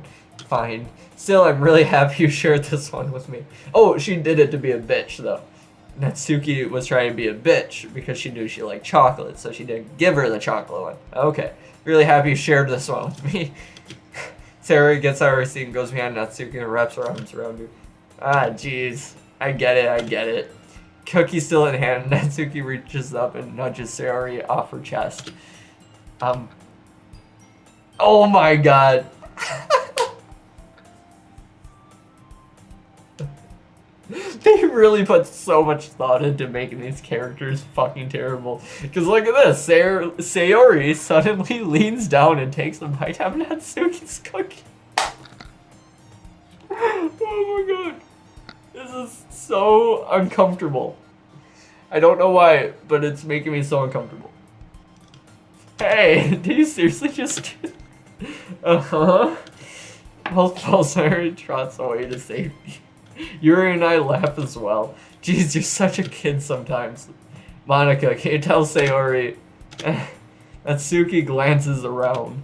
Monica isn't in the club room. Okay. Where's Monica anyway? Good question. Hey, have any of you heard anything about her being late today? Not me. Yeah, I haven't either. That's a bit unusual. I hope she's okay. Of course she's okay. She's probably just had something to do today. Pretty popular after all. You don't think she's I wouldn't be surprised. She's probably more desirable than all of us combined. That's true. Excuse me? Suddenly a door swings open. Sorry, I'm super sorry. Ah, there you are. I didn't mean to be late. I hope you guys weren't worried or anything. Yeah, thievery at its finest. That's one way to get what you want. Just no, she's right here. She's okay. We have our Monica still. I won't kill her yet. I'll let her kill herself yet. Hope you guys weren't worried or anything. I mean, actually, out of all of them, well, nah, there's Yuri. But Monica's also one I wouldn't want. Sayori and Natsuki can fucking die. I would rather the other two. Any day. Any day. Monica chose the club over her boyfriend after all. You're so strong-willed. Boyfriend? What on earth are you talking about? Monica quizzically glances at me. Never mind that. What held you up anyway? Well, my last period today was study hall. To be honest, I kind of lost track of time. That makes no sense though. You would have heard the bell ring at least. I must have not heard it since I was practicing piano. Piano? I wasn't where you played music as well, Monica. I don't really. I kind of just started recently. I've always wanted to learn piano. Yeah, probably because your parents forced you to. That's so cool. You should play something for us, Monica. Monica looks at me. Maybe once I get a little bit better, I will. Yay, that sounds cool. I'd also look forward to it. Is that so? In that case, I won't let you down, Fluffy. Monica smiles sweetly. Oh god. I didn't mean any pressure or anything like that. God damn it. Don't worry. I've been practicing a whole lot recently. You just said only a little bit. God damn it. I'd really love the chance to share once I'm ready. I see. In that case, best of luck. I said C, and Siri turned on. If I say Siri, and it's not turning on. What the fuck? Thanks! So I didn't miss anything, did I? No, not really. I choose to leave out Sayori's mischievous escapade. I'm not sure Natsuki will end up complaining to her anyway. It looks like everyone has already settled down. Sayori somehow already finished her entire cookie. Yuri is back to her book, and Natsuki disappeared into the closet. By the way, the cookie would have been gone within literally like 5 seconds for me. I'm really curious to talk to Yuri a little bit more. At the same time, I would feel bad for distracting her from reading. I catch a glimpse of the cover of her book. It looks like the same book that she lent to me. More than that, she seems to be on the first few pages. Crap. Oh god. She noticed me looking at her. She sneaks another glance at me, her eyes meet for a split second. But that only makes her hide her face deeper in her book. Sorry, I was just spacing out. I mutter this since I made her uncomfortable. Oh, it's fine. If I was focused, I probably wouldn't have noticed it in the first place. But I'm just rereading a bit of this, so. That's the book that you gave me, right? Mm-hmm. I wanted to reread some of it. Not for any particular reason. Just curious, how come you have 2 copies of the same book? Well, when I stopped at the bookstore yesterday, and that's not what I meant. I mean, it just so happened to buy 2 of them. I see. There's something fairly obvious here that Yuri isn't telling me, but I decided to let it go. I'll definitely start reading into it. I'm glad to hear.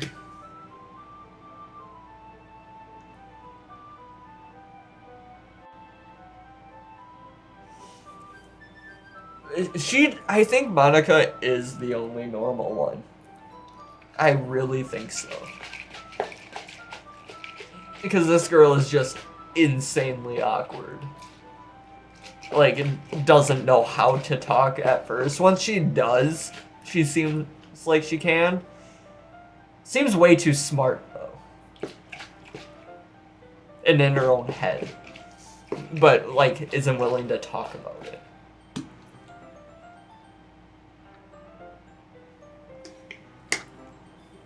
Monica. The other one, she's like the only one that's can like. Why was I just skipping through? Oh my god, that's not what. Yeah. She would. She's the only like most normal one where you would be like, yeah, that's like a perfect student you want. She seems like. Yuri closes the book and scans her eyes over the back. God damn it. The book is titled Portrait of Markov. There's an ominous looking eye symbol on the front cover. Alright, I just wanted to make sure I don't accidentally give anything away. Basically, it's about a girl in the high school who moves in with her long lost younger sister. But as soon as she does so, her life gets really strange. She gets targeted by these people who escape from a human experiment prison. And while her life is in danger, she needs to desperately choose who to trust. No matter what she does, she ends up destroying most of her relationship, and her life starts to fall apart. That kind of dark, isn't it? Yuri made it sound like it was going to be a nice story, so that dark turn came from nowhere. Oh god, that's gonna come back to haunt us. Yuri gently giggles all of a sudden. Are you not a fan of that sort of thing? No, it's not that. I mean, I can definitely enjoy these kinds of stories, so don't worry.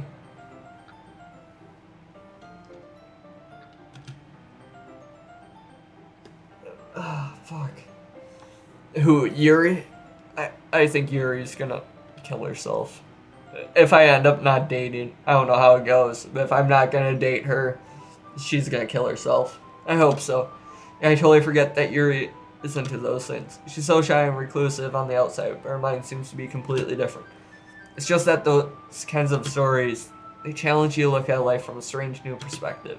Horrible things happen not just because someone wants to be evil, but because they have their own goals, their own philosophy that they believe in.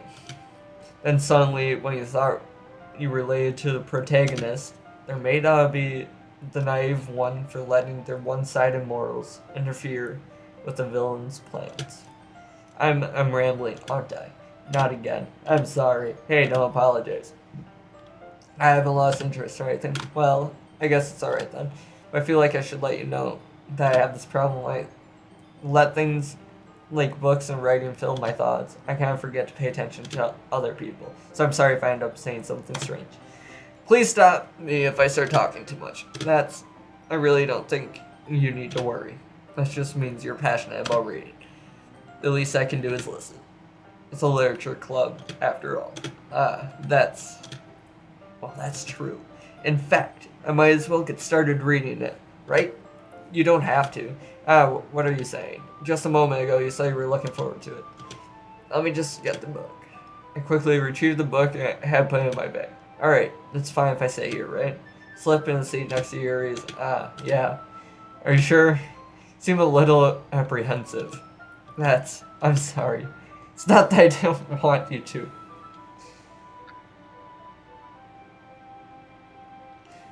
Well, that also spoils it though. But yeah, you also don't know how it leads up to that. I know that's the fun way.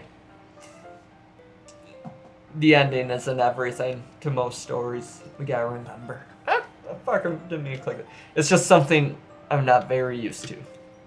That is reading in company with someone. I see. Well, just tell me if I end up distracting you or anything. Alright. I open the book and start the prologue. Soon understand what Yuri means about reading in company. It's as if I can feel her presence over my shoulder as I read. It's not a particularly bad thing. Maybe a little distracting, but the feeling is somewhat comforting. Yuri is in the corner of my eye. I realize she's not actually looking at her own book. I glance over. It looks like she's reading from my book instead. Sorry, I was just... Yuri, you really apologize a lot, don't you? I do. I don't really mean to. Sorry, I mean, here, this should work, right? I slide my desk until it's up against Yuri's. I hold my book more between the two of them. Everyone else is gonna be so pissed. Oh god. I suppose so. Yuri timidly closes her own copy. Once we each lean in a little bit, our shoulders are almost touching. It feels like my left arm is in the way, so instead I use my right hand to hold the book open. I guess that makes it kind of difficult to turn the page. Here. Oh god. Yuri takes her left arm and holds left side of the book between her thumb and forefinger. I do the same with my right arm, right side of the book. That way, I turn a page, Yuri slides it under her thumb after it flips to her side. But holding it like this, we're huddled even closer together than before. It's actually kind of distracting me. It's as if I can feel the warmth of Yuri's face, and she's in the corner of my vision. Are you ready? I turn a page. Sorry. I think I got a bit distracted for a second. Glance over at Yuri's face again, and our eyes meet. I don't know how she'll be able to keep up with her. That's okay. You're not as used to reading, right? I don't mind being patient if it takes you a bit longer. It's probably the least I can do, since you've been so patient with me. Yeah, thanks. God damn. You continue reading. Yuri no longer asks me if I'm ready to turn the page. Instead, I assume she finishes the page before me, so I turn it by my own volition. We continue the first chapter in silence. Even so, turning each page almost feels like an intimate exchange. Thumb gently letting go of the page, letting it flutter over to her side as she catches it under her own thumb. Oh my god. I don't like this. I don't like it. Hey Yuri, this might be a silly thought, but the main character kind of reminds me of you a bit. You think so? How does she? Well, I guess she's more blunt in a lot of ways, but she also second guesses a lot of things she says and does. She's afraid she'll do something wrong. It's not like I can see in your head or anything. You're kind of reminiscent of some of your mannerisms. I see. Yuri remains silent for a moment, but Fluffy, it's probably a terrible thing you have in common with her. That's so embarrassing that you think that. Wait, I didn't mean it in a bad way or anything. Sorry, I really didn't know you're self-conscious about that sort of thing. I guess I more meant that it's kind of cute. What are you saying all of a sudden? Okay everyone, I think it's about time we share today's poems with each other. We might not have enough time if we wait too long. Yuri exhales, spared from finishing their thought. Is that right, Yuri? You look kind of down. I'm sorry if you haven't been looking forward to this. It's not. It's fine. Yuri releases her hand from the book, causing it to close on top of my thumb. Alright, I guess I'll do some more reading tonight. Or would you prefer I only read it with you? I guess I don't have too much of a preference either way. In that case, I'll read a little bit more tonight. It'll be more fun to read with you. Oh, fuck. It's good reasoning. I don't know either. This is so uncomfortable. And all the other women are gonna fucking kill me. They saw this whole exchange happen. They know what's going on. We were all in the same room together. I'm going to be murdered. That's a good reason. In that case, feel free to finish the first 2 chapters in your own time. Alright, I stand up, I make a mental note of where I left off in the book, and slip it back into my bag.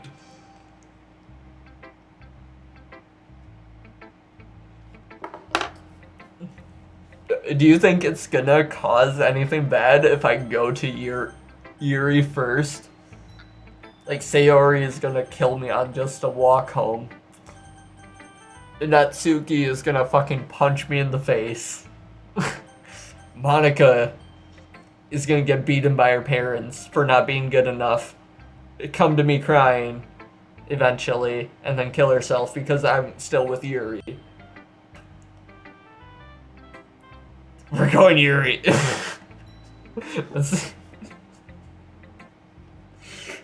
Fuck it.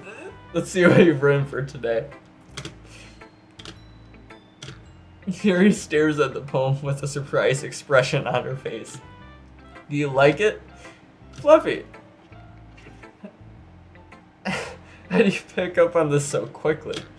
Just yesterday I was telling you the kind of techniques worth practicing. Maybe that's why. You did a good job explaining. I really wanted to give it more imagery. Yuri visibly swallows. Even her hands appear sweaty. I'm not used to this. Used to what? I don't know. What time is it? Okay, I'm gonna be done in like 10 minutes. Yeah. I'm gonna...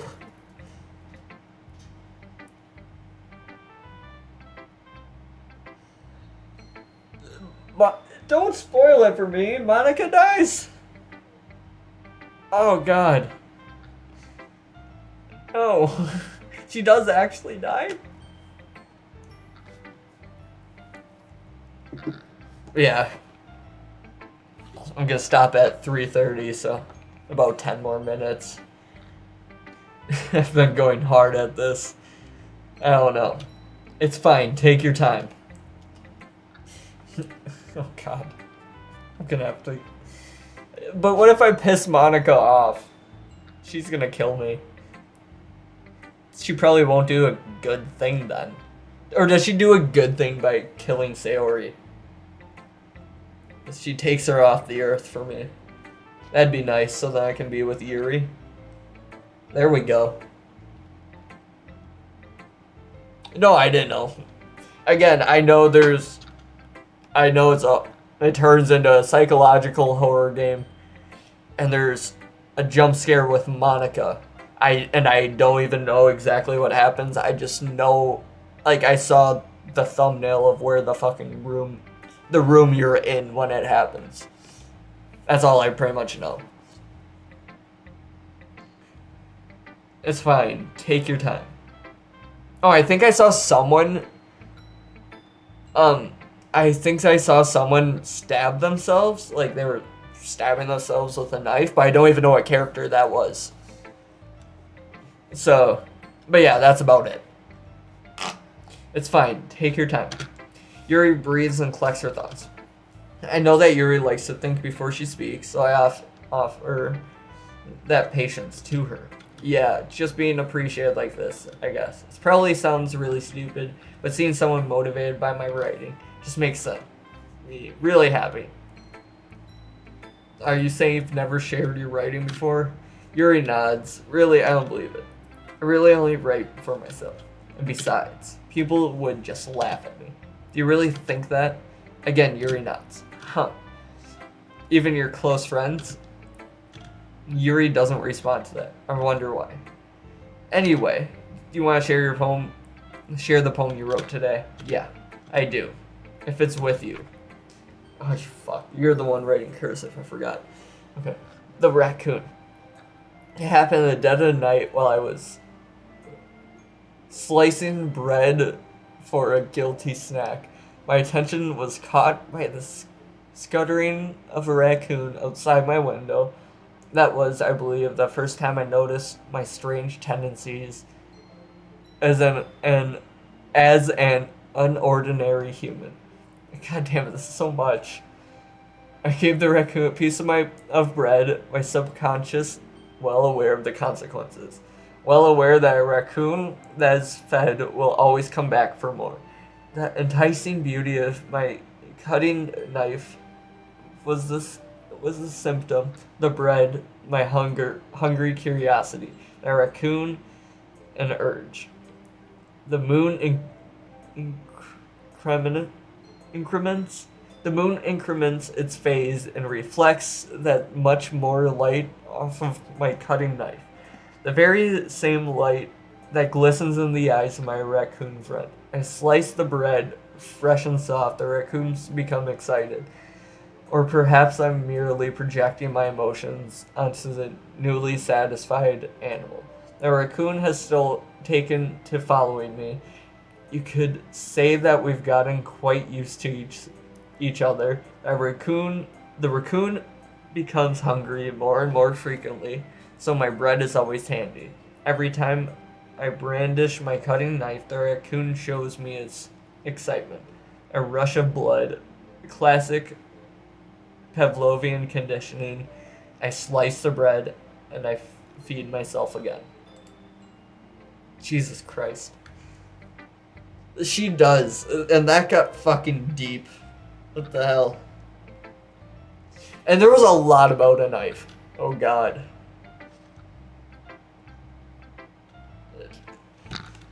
She's suicidal. She talks way too much about a knife. She loved that knife in that poem. I was a little more daring with this one than yesterday. I can see that, it's a lot more metaphorical. I don't know if it's my fault, but I can't begin to imagine what this poem is about. That's right.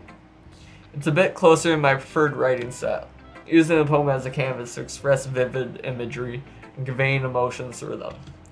Yeah, if I take it at face value, then I can't even figure out what it's supposed to mean.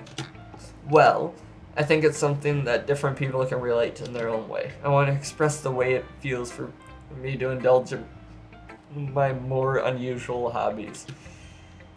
It's those sort of things I'm usually forced to keep to myself. So I sometimes enjoy writing about them. Why do you keep them to yourself? Because they're embarrassing and people would make fun of me. Don't you have anything like that? Well, yeah, I guess I do. I feel like everyone has a little something like that. The best we can do is respect each other and our individualities. God, that's a big word. That's hard to say. Individualities. There we go.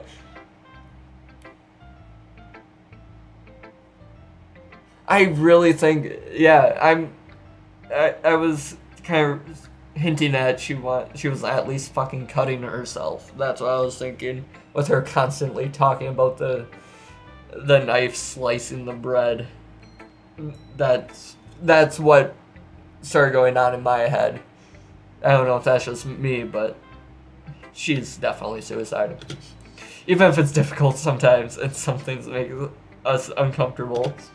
After all, if I hadn't learned to embrace my own weirdness, I would probably hate myself. I might be ranting a little bit now, but I'm glad you're a good listener. Okay.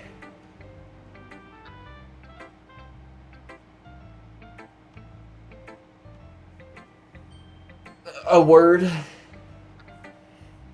One of the words I'm probably not allowed to say.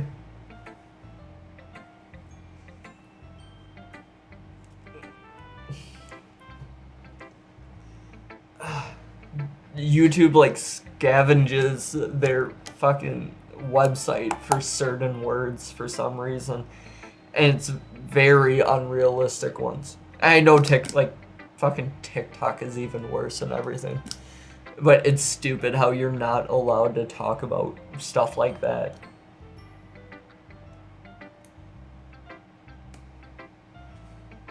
It really can, and it shouldn't be taken lightly. A lot of people get stuck on that because, just like anything, if you're having a hard time and you need a release, and you happen to get stuck on that. Exactly. Yes, what you just said. That is exactly what, I was referring to. Slicing the bread and feed myself again. She's definitely fucking cutting herself. That's exactly what I was thinking. It was too much knife talk. I didn't like it. But yes, it is very addicting. I've known people that did it continuously because those people need reassurance and be told they're good enough at everything, and usually can't get that. And that's kind of their cry for help. But then they get stuck on that at the same time because you're not able to get the help you need. So you kind of just end up saying they're self-loathing. And that's how you deal with the pain. And it can get stuck on anything, though. If that person were to, let's say, take up video games instead, they may get stuck on video games forever and just want to be stuck on that one thing and dedicate and have it as an addiction, actually, because that's what they use to cope. Just like drugs and so many other things. It can literally be anything. But it's a matter of what you use to cope with it. Some people use sports. Yeah. It's terrible though, because some people, I've known so many people that get stuck on it, and all they want is reassurance. It's a cry for help. It is good that people can go to the hospital and get help, but unfortunately, in today's world, it's not enough. They don't do enough to help people. Like, one of my best friends, he ended up going to a mental hospital for a little while. And he said it was a horrible experience because they didn't really do anything to help him. They just more or less threw him on pills. And he said that it fucked him up for a while, and it's been well over a year now, I'm pretty sure. And he's, like, still has memory issues from... He realized his memory went to shit after taking the certain medication he was forced to go on. And it really messed with him, and he still has the memory issue today. Which I feel terrible for him, because he's extremely fucking smart. And all of a sudden he lost all that and he can't even focus anymore. So, yes, if you find the right hospital and the right place, yes, it is amazing. They can do a lot for you. But unfortunately, there aren't the resources at hospitals to do enough, and people aren't trained enough. That's the main problem we have right now. We're learning slowly, but it's hard to get there. And I feel like also if they paid a little more, people that have more empathy and would actually be willing to do that type of job would do it then, if it paid enough to survive. Because a lot of people there's people that want to help, but they're not going to take like a $10 less an hour job. They want to be able to support their family, and yeah, they may not like their job, but they'd rather, again, support their family and have money than get paid dog shit with a lot of stress on your hands for trying to save people and help them. There's so much to it. It's terrible. And there's no good way to fix it at all or anything. It's just a matter of people learning, taking time to work with others, learning empathy, learning about mental health issues. There's so much behind it. It's just a matter of learning, though, for everyone. That's all it really takes. And I don't want to get into it. Government help, though. They need to fund it more. They need to get these, I would say, free fucking healthcare, because then they can raise how much the people are paid. Then more people are willing to do these jobs where we need empathetic people. They're actually helping people, because you need a lot of empathy in these fucking jobs. Rates are getting a lot higher, though. Like, pay rates, are you talking about? It has. I know, like, pay rate has been getting better over time, but it's also not where it should be. You know? Like, I haven't done the research, but I really wanted to look into it. Take out, like, the top 1%. Or the top, like, because the top, like, 0.001% makes the most money, like, in the entire fucking world, pretty much, right? I want to see how much, like, if you take down, even by, like, state, like, here in Wisconsin, let's say I take out the top, like, the people are making, like, hundreds of millions. Take them out of the equation, then see the average of how much someone makes here. It would drop it down a lot, right? At least that's my own belief. I feel like, because I was seeing the average is like $36,000 here in Wisconsin. I say if you take out the top 0.001% of people, like on the very top, it would drop down to about 30,000. That's what I genuinely believe. I could be wrong, and I really want to look into it. I'm going to, but I feel like if you take that out of the equation, people don't make as much as it looks.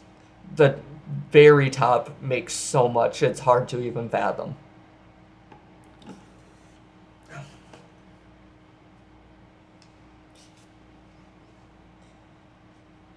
I just wish things would get better.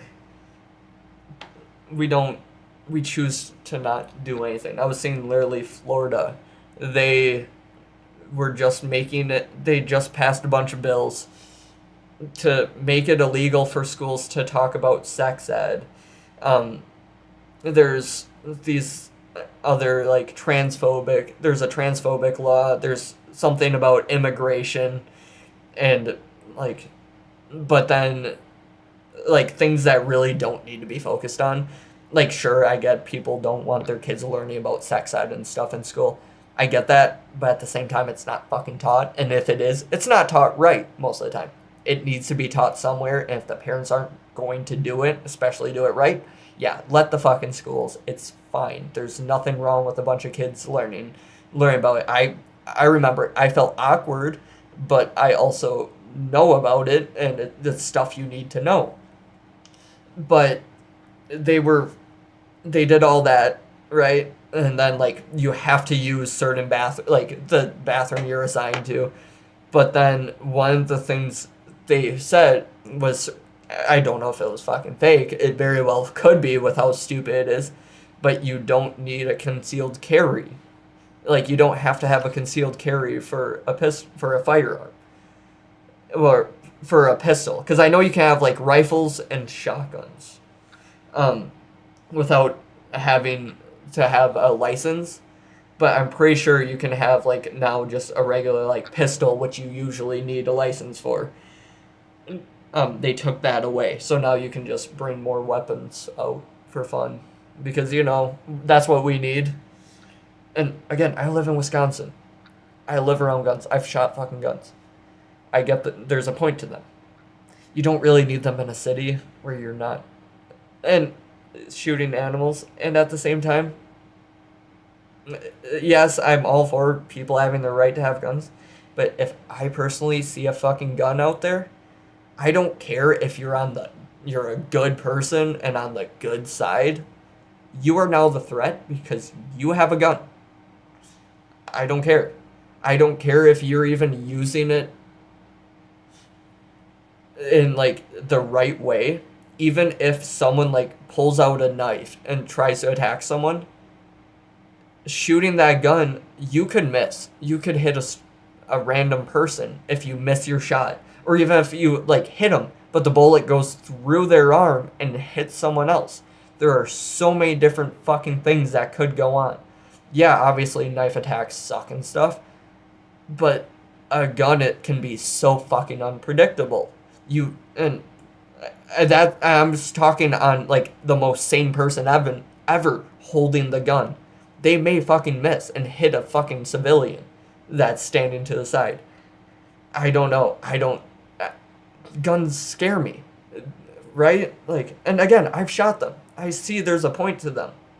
But I would say it also depends on the fucking area. Because I don't know. Again, if you're holding the gun, you are now the threat. That's how I see it. I don't care if you are a good person. You have a weapon, I'm afraid of you. I do not care. Even concealed carry. I would rather fucking know you have a gun. I need to see that fucker because I need to know who my threat is. If you're hiding it, that's even scarier to me. Because you never know what's going to cause that person to whip out a gun. I mean, my heart just got fucking racing the other day. Actually, last night, this morning, coming back home, because someone completely cut me off. I got angry and I had to calm myself down. I'm like, I don't want to kill that guy. I don't want to kill that guy. He just cut me off. It's fine. It's nothing. I need to calm down. It's nothing. Some people will just pull out their fucking gun in some areas. Road rage is the real fucking thing. I don't know. Okay. But I went on for an extra 10 minutes. I wanted to, but that's fine. Sorry, I started rambling. But that's my opinion on all that shit, because it's all stupid. We don't make good choices. Nothing's good around here. It all sucks. We could do so much better. God, I got completely off topic as well. I went really far on that. But thanks for stopping by. I had fun. I hope you enjoyed. I always enjoy talking to you. Have a good one.